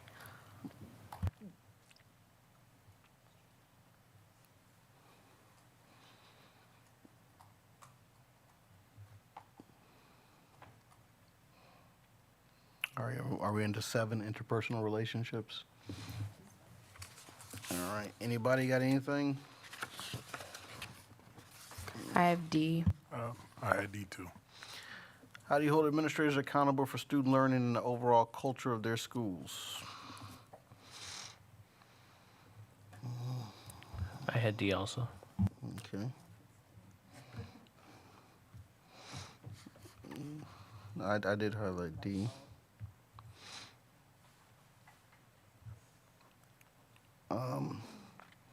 Maybe also here,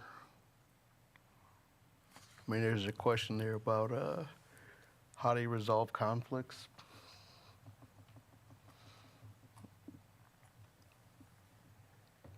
So there's the D, how are they holding accountable, but then how do they resolve conflicts?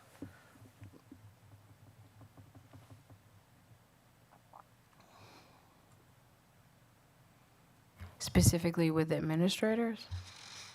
No, I mean, like like we hear, even tonight, we heard a number of like conflicting viewpoints or different approaches to handling certain situations. How are they resolving people that are coming at the same issue from different angles? It's like problem solving and consensus building. Right. Yeah, how do they work to solve problems and build consensus around issues that people are in conflict about?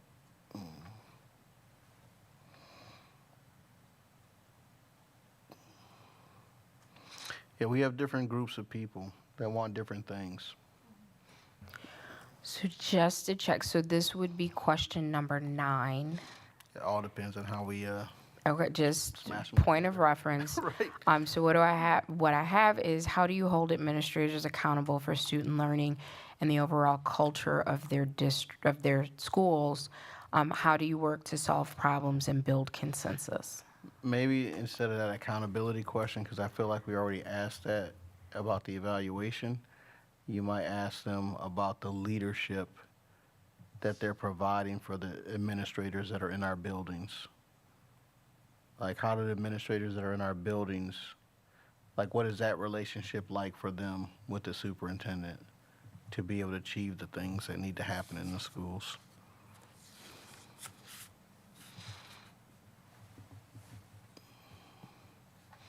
Because you see where we already asked a question about evaluation.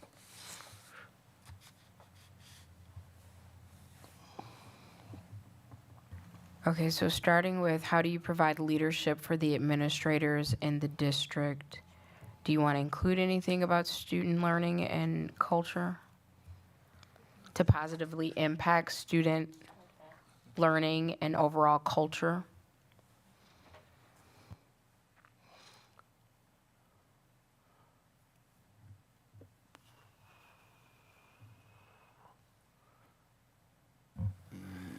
I mean, those same kind of questions are asked in the next section, number I and J, is what is the role of the superintendent in growing competent, effective principals? Yeah, you can drop And what do you those. do to improve the culture of our district? Yeah, if I'm with Board Member Schneider on that, you can drop the other part that I was saying. To let, make that less complicated in the part that we're in. So can we drop that entire question? Because the rest of it is, how do you problem solve and build consensus?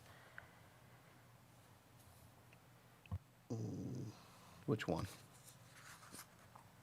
I missed the, yeah, we can drop that. I'm open to dropping that.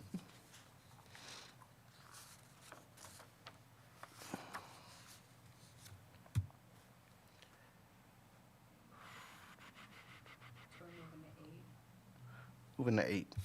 Board Member Schneider, is that the one that were you at? Correct. Which one is that, A, B, C, D, E, F? 8, I and J.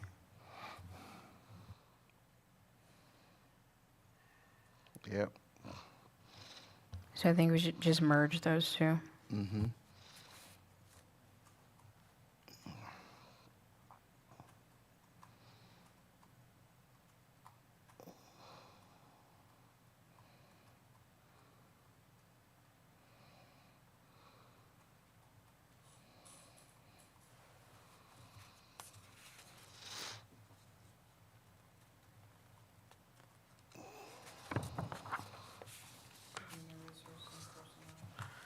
Yeah. In 9, anybody with anything in 9? I was looking at E. Yeah, significant turnover in the special education sports staff at the high school. You've typically supported the high school principal to make decisions regarding support staff at their building, but the high rate of turnover has you and your board concerned. How will you address the issue? I mean, like, you can lose, like, the scenario, but I guess, like, the heart of what I liked about that question is that, like, when the superintendent and the board are concerned about the same issue in that question, as they've identified the issue and there's alignment, how are they moving on that is, like, the thing that I kind of wanted to know. Do you want to keep it specific to special education or more broad? Well, there's a need to ask about special education, I think, also, too, which we have not done yet. I don't know. So do you want to add specificity? I was going to say, for me, it's more like,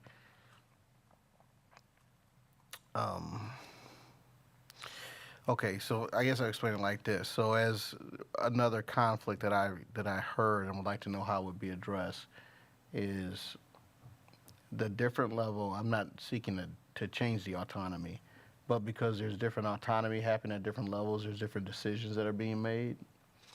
And some people feel like that's a conflict because that creates some of the variances between the buildings. But that, as the superintendent and the board identify issues that are a concern to them, how is that superintendent moving to address those issues that are created because there's that level.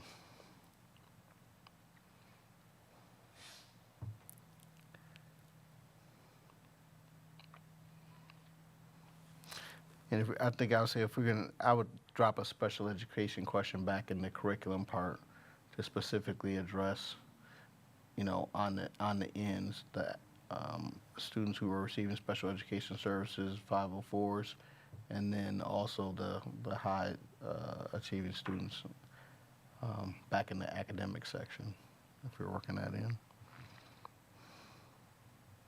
So do you want 9E as it's written?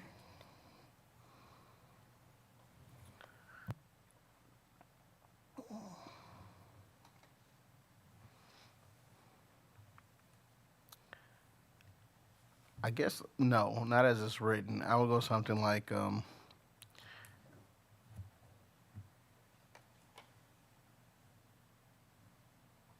the 9 is about the question about like the freedom to make decisions.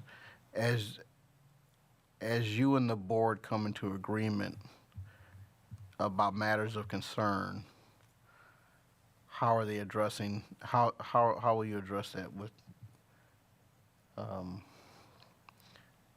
building level decision makers? That's kind of what I see in E.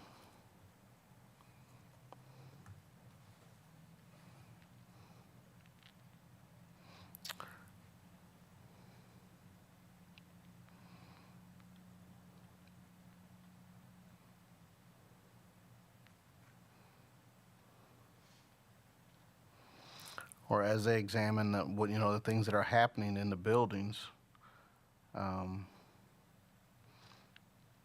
as they're examining happenings in the building that are related to policies that the board has passed, but there's issues that the board and the superintendent are concerned about, how are they addressing that?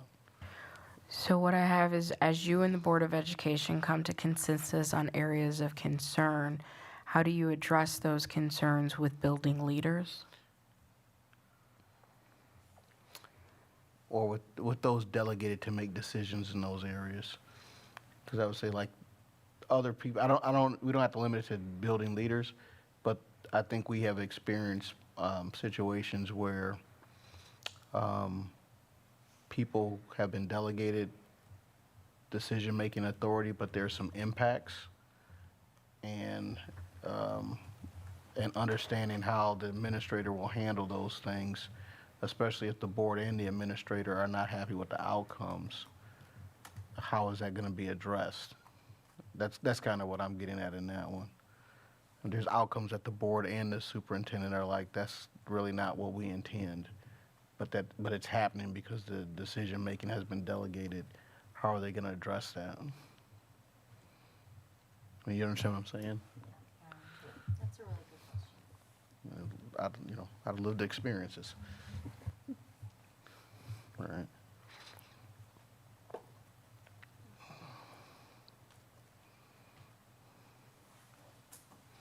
Are you smithing? Okay, so as you and the board come to consensus on areas of concern, how do you address these concerns with staff that have been delegated to make decisions? I feel like that needs to be. Or like in the staff to have been delegated authority to make decisions. I mean, but like I say, the outcomes of those decisions are the results of those decisions, and the outcomes, the impacts. That's not what like I said, the reason the board and the superintendent have concern is because like those are not the intended outcomes. I don't know how to say that part. I mean, it's just.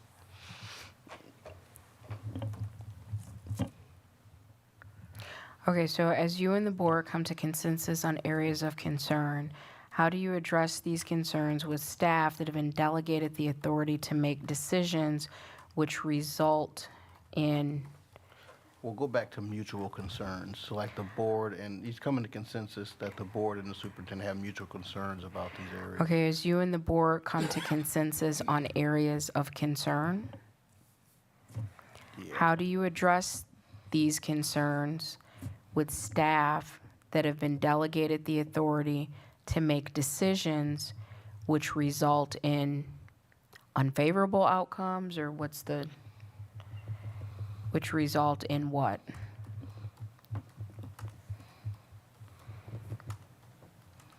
So, I mean, that's a space where, I'll say it like this, there's sometimes you got unmet expectations. Like, it was expected that this would happen. Oh, it was expected that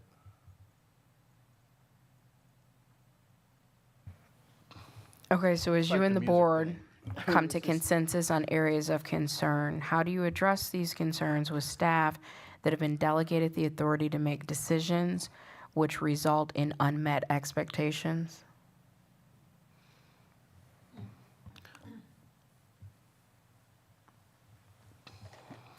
I mean, I guess what we're trying to say is the superintendent's not happy and the board is not happy. It doesn't, I mean, like, how are they addressing that concern? How is it getting resolved? It's not just because you disagree with a decision that's made, but like, there's a negative impact that is happening that the decision maker might not be aware of. No, Board Member Miller, can you come up there? Okay, so I mean, I think I don't know if I can help you or not. I think my brain might be about sapped, but One more to go. okay. So it's momentum, right? Okay, so as you and the Board of Education come to consensus on areas of concern, how do you address these concerns with staff who have been delegated the authority to make decisions which result in unmet expectations? So what you're getting at, Make them aware. They might even be aware. right? So like basically, how do you stay abreast of like issues within schools and calibrate, right? Like use hold building leadership, accountable and coach toward calibration kind of thing, right? Or is that's probably giving too much of an answer probably in the question? Well, Because I just don't want to sound like heavy-handed with it, but it's a No, nuanced it's more like issue. if you're delegating, you got to be responsible for the outcome. Okay, right. How are you? Right. You delegated the decision making. You got to be responsible for the outcome. So how do you correct course when what you've delegated doesn't produce the desired outcome? It's not meeting the expectation. It's not meeting their expectation Okay, or ours. so how do you course correct when what you have delegated is not meeting expectations? Your expectations. Your or the expectations. board's expectations. I think like our expectations, Our like so that's mutual our mutual expectations. So right. like our team of 8, Right. right? The 7 plus 1. So right. our mutual, I think is a good word, expectations, right? Right. Does that sound good?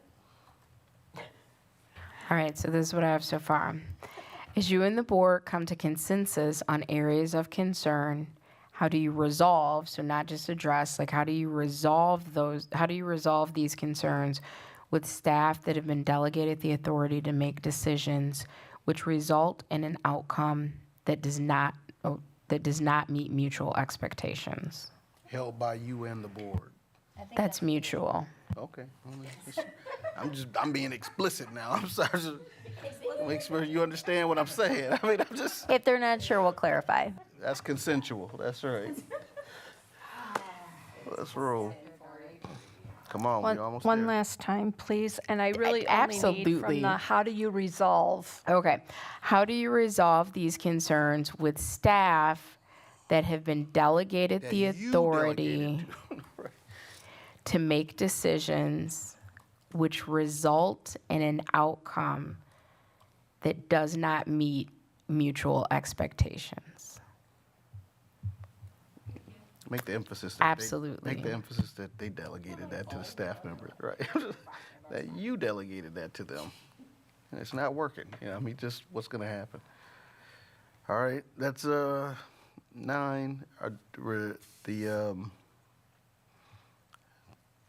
is going to put us at 12. It's all on how we shape them. And it's the last part. So it's the diversity question. how are you, or do you feel we addressed this already?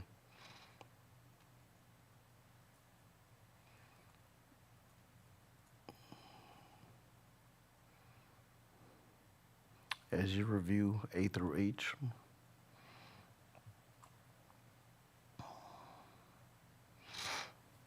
there's the G. What experiences do you have recruiting, hiring, training, and or supervising a diverse workforce, which I know that's a part in the strategic plan. F is pretty easy to do because, I mean, I was just saying like the answer is kind of technical. I don't love F because you need to follow the policy. Like it's any student group that wants to start up a group, like it shouldn't be treated any differently. You follow the policy. So I think that best case scenario, that will be a very uninteresting answer. Right. We've already we've asked this question before. Have we touched? Somewhat. Have we? Sorry to interrupt. Have we touched on like H and C?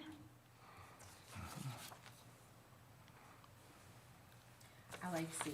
I like C a lot, but I feel like, in the spirit of what we're doing, I feel like we could stick some other stuff to Well, it. C, I'm I good mean, with C could just be that would be the diversity, equity, inclusion stuff that's in our plan already. That should be tied back to the strategic plan. So perhaps do we want to say, like, what proactive steps have you taken in your current position to examine the equity practices of your district, and how would you continue, right, to like monitor and refine those practices in the implementation of our strategic plan? You're asking them what are they bringing? What are you bringing to the school district of Beloit in this line of work? And the reason that I would want to include that with C, because like what and I don't know, not like I have like omniscient experience, but sometimes it feels like when people talk about equity and data, it's like, well, we do the audit, we look at policy, we offer some PD, and now we're done. And then we do it again in a few years. And I just think like if what we want more is in the spirit of ongoing continuous improvement.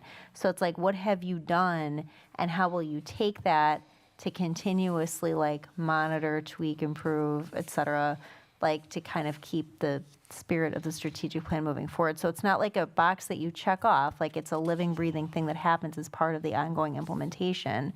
That would be interested to hear how somebody responds to that.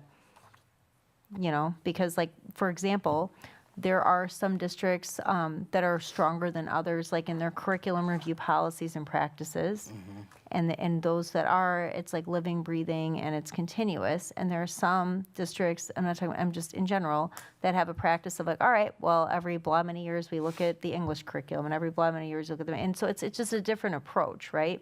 And so I guess what I would want to get at with that question is not just are we using, what data are you looking at, what's your product, but like, how do you make that part of like the everyday life of the implementation of the plan in the district? Because I mean, that's it, right? Because we don't want to be superficial. We don't want to just be like, oh, we did the equity thing, right? Like this needs to be in our work. Right. Right?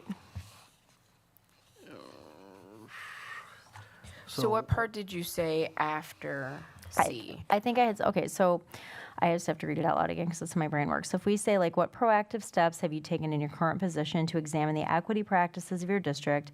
Okay, yeah, how would you continue, to monitor, that's exactly what I had. How would you continue to monitor and refine those practices with our strategic plan? Let's look at what she's got written there on the screen already. Good job, Michelle. Miss Shope, thank you. I got a plan. Don't worry. I got a plan. That's exciting.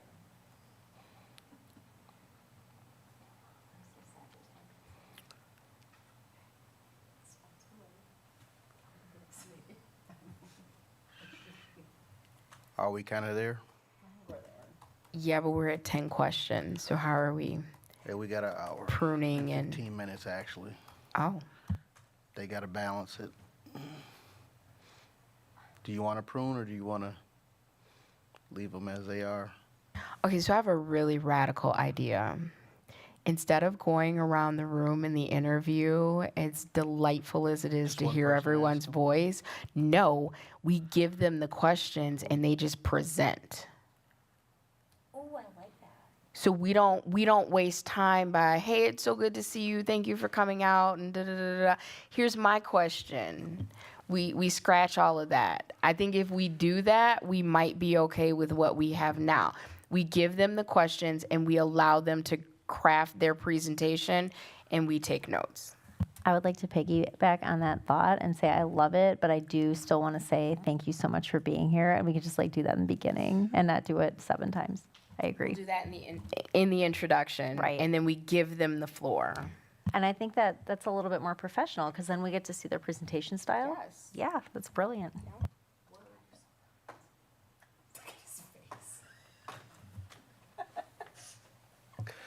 I'd go for that. I'd go for that. No objection. So this is a quick question. It'd be like a presentation, like a PowerPoint. Well, we gave them the questions last time anyway. I mean, because we're not trying to trick people, right? They know the situation. They understand that they're coming to be with us. We gave them the questions last time so they could feel comfortable and really prepare their best answers to work with us. And what she's saying is, again, we'll give you the questions. You come in, there's an hour, 10, hour, 15. However they work it is how they work it, as they're presenting their answers to us about how they are going to work with us and then our district. So like it could be a PowerPoint, it could be a Prezi, it could be like poster board, it could be nothing, but like they're just gonna choose their presentation style, and that like also helps us understand like what do they conceptualize as a presentation. I think that like answers an unasked question about communication Turn it to a performance task. and clarity.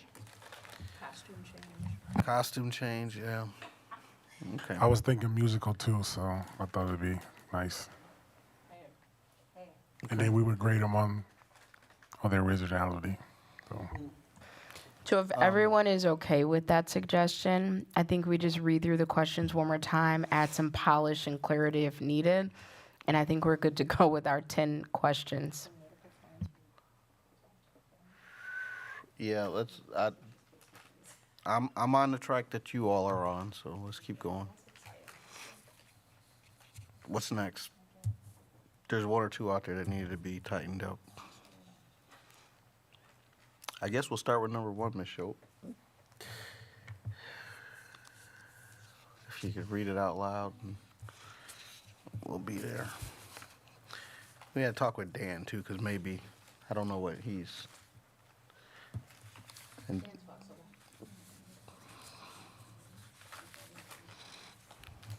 these people all right. Ugh. Can you? I don't know what I did with question 1. You lost it. It's okay. How do you personally evaluate your job performance, and what is your expectation for feedback from the school board? Was that the one you were talking? No, don't. Before you make that face. No, that's what we started with. There were 2 questions. Are those actual questions, or were those just like conversation starters? No, we said let's keep that on, but we know we have an evaluation already. They have the CISA 6 stuff. So are we dropping? Then let's drop That's that. the question, do we need it? Okay. Can we drop it? We're dropping. So then the other question before we got to the What we came into the document meeting with, right. was many people believe the school is the center of the community. That one, are we keeping that one?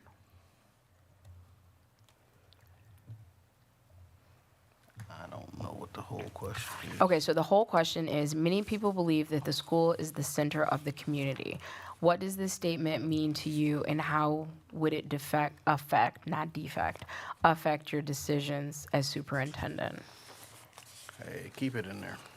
I was gonna say I'm fine with dropping it, but Hey, they got to figure out a way to explain it. So then since we dropped the first one, if we're keeping that one, then we start with the biographical and go from there. All right. No, that was a question, not a statement. That's a yes. Awesome.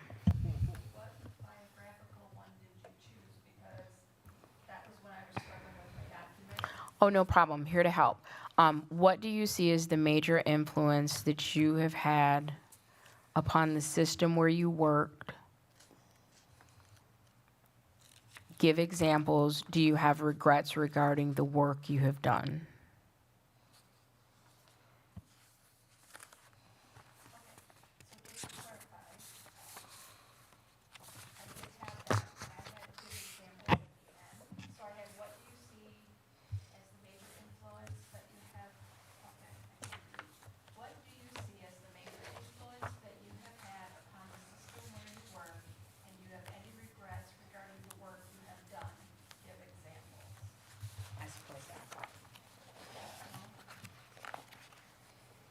Jeez, you should have gone a little bit regrets. And that's coming after the first question that was on the same list, correct? So that's number 2.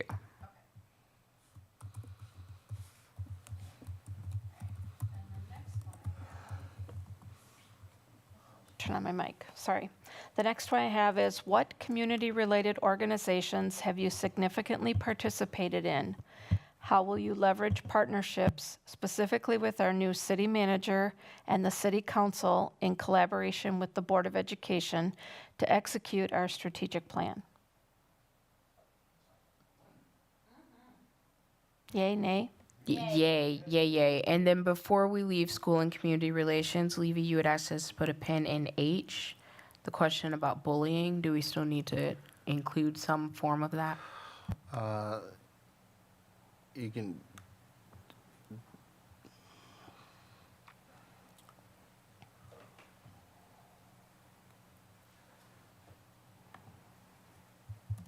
I think we address it, not specifically bullying, but when we talk about the culture of the building, because hopefully that's not a part of your culture, and if it is, you remedy that immediately. right, I'm fine with that. It can be removed.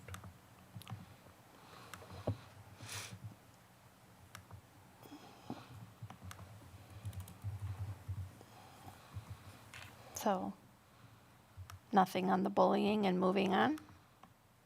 Is that what I'm hearing? Yay? Nay? Yay? Okay. Next question would be, how would you work to align actions to realize the district's strategic plan in the areas of equity, culture, and leadership, whole child, engagement, and finance? How will this work to address disproportionality, student achievement, and discipline?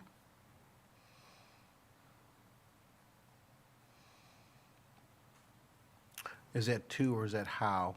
I mean, how will this work address, or is that how to? Is that to supposed to be there?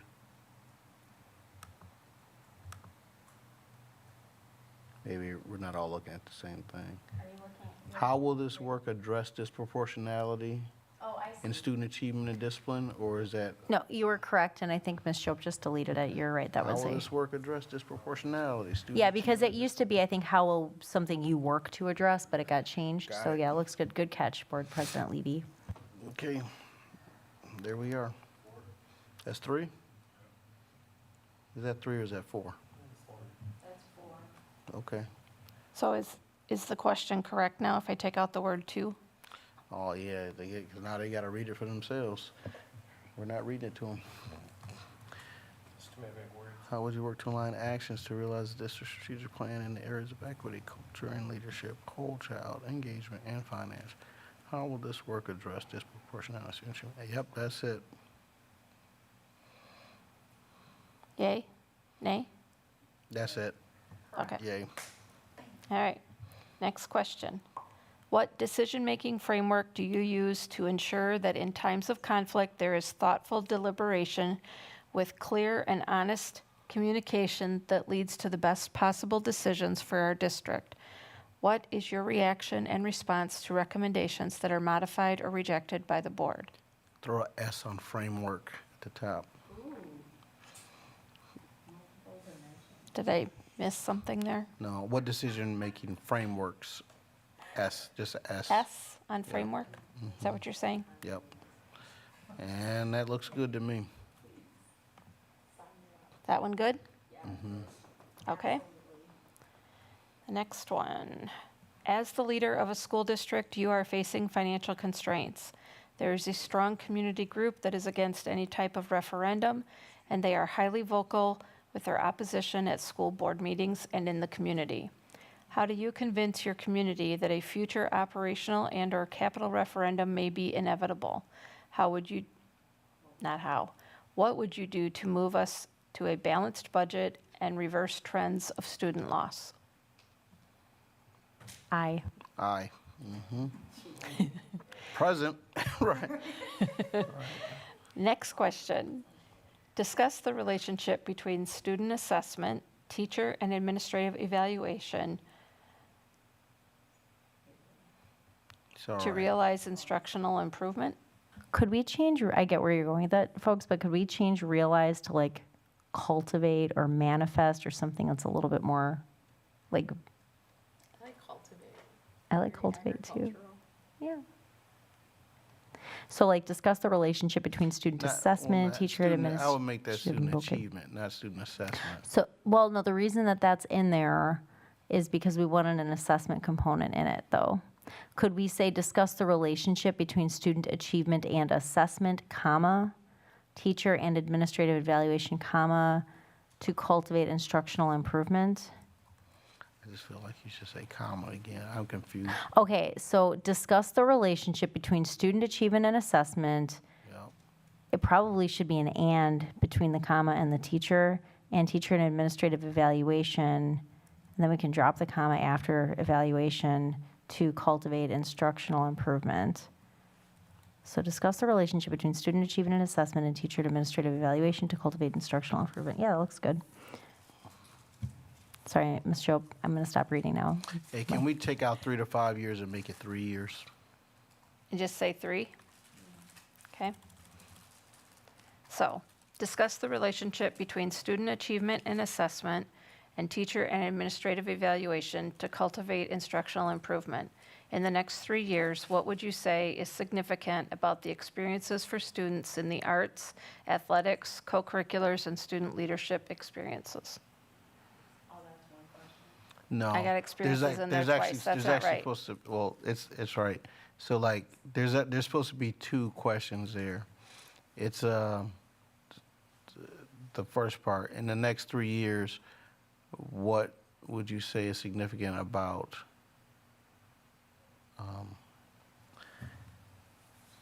I'm looking at that, but that's the place where the question is like a copy and paste, but it's different. There's 2 different ones that come off the same thing. That is,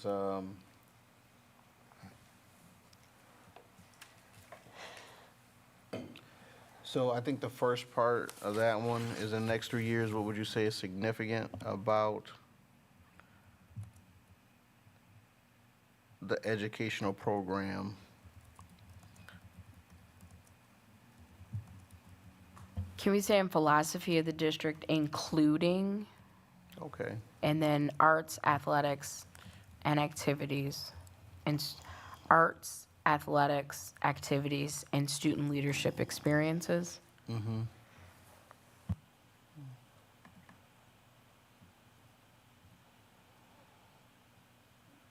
So in the next 3 years, what would you say is significant about the education or educational? Hit it with an AL. Educational program and philosophy of the district, including arts, athletics, and Keep the S. activities. Keep the S. Arts, plural? No, on the M, the S. Keep the S. On what? Programs. So about the educational program. Oh, okay. I'm sorry. No, you're fine. About the educational programs and philosophy of the district, including arts, athletics, activities, and student leadership experiences.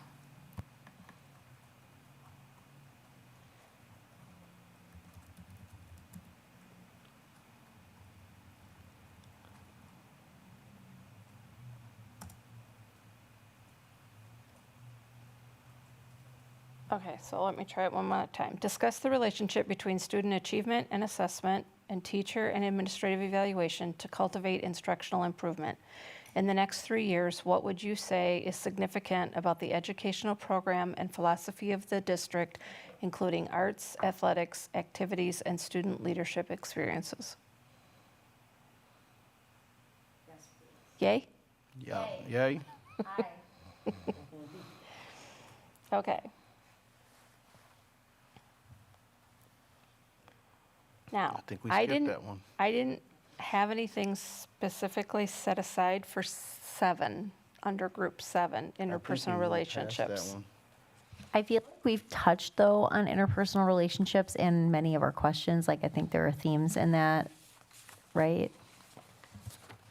Yeah, like I remember D being discussed, but I didn't know if anybody ever settled on anything. So what I had after the last one we just did, like, I can't give you numbers, but what is the role of the superintendent in growing competent, effective principals?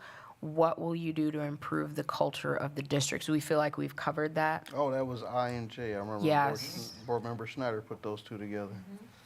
Yep. Okay, so that's like the whole next section. So section 7, we didn't do anything with, because I do have what is the role of superintendent in growing competent, effective principals, and what will you do to improve the culture of our district? So that jumped to section 8. So section 7, we didn't do anything with. Okay, so I have that also. And then 9, section 9, I have, as you and the Board of Education come to consensus on areas of concern, how do you resolve these concerns with staff who have been delegated the authority to make decisions which result in an outcome that does not meet mutual expectations? Are we skipping the you have seen significant turnover in the special education support staff, that question? Yeah, because we don't have to ask about that. So did we keep or just let it lie with the, what is the role of the superintendent in growing competent, effective principal? That, the I and J, are we keeping that? Yeah. Okay. Mm-hmm. Okay, are we good? Okay, so now I have one last one, which is what proactive steps have you taken in your current position to examine the equity practices of your district? How would you continue to monitor and refine those practices with our strategic plan? Inside our district. I mean, I just make that transition that they're doing it in our district versus.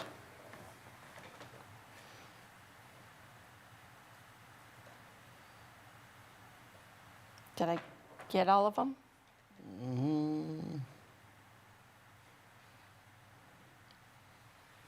I'm good. Is our final count 10 questions?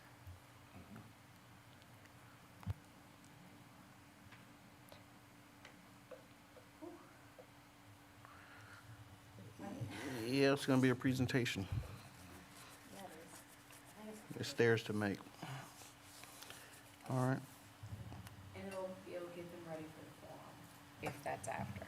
We should put our mics on. Okay. So we've got our questions. Board member, I mean not board member, but Mrs. Schopel, send those to Dan and we'll Yes. get it all together.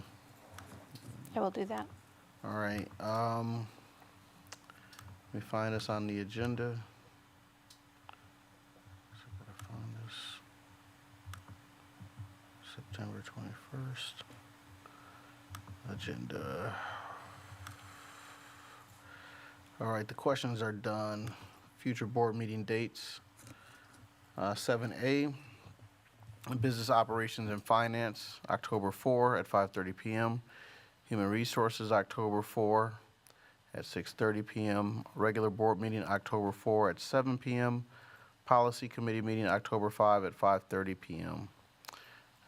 8, a motion may be made and a vote taken to convene the Board of Education into closed session pursuant to Section 19.85, parentheses 1, parentheses C, of the Wisconsin State statutes relative to considering employment, promotion, compensation, or performance evaluation data of any public employee over which the governmental body has jurisdiction or exercises responsibility. Is there a motion to go into closed session? So moved. Second. All right, it's been moved by Board Member Miller and seconded by Board Member Amy Levy. Is there any discussion? Hearing none, Mrs. Shope, can you give us a roll call vote? I can. Megan Miller, Aye. Amy Levy, Aye. Joanne Winfield, Aye. Greg Schneider, Aye. Spencer Anderson, Aye. Sean Levy. Aye. Motion carried unanimously. All right, so we will adjourn from closed session. So then the last employee who's recording will get stopped. All right, let's take a couple minutes here and then do the work that we need to do.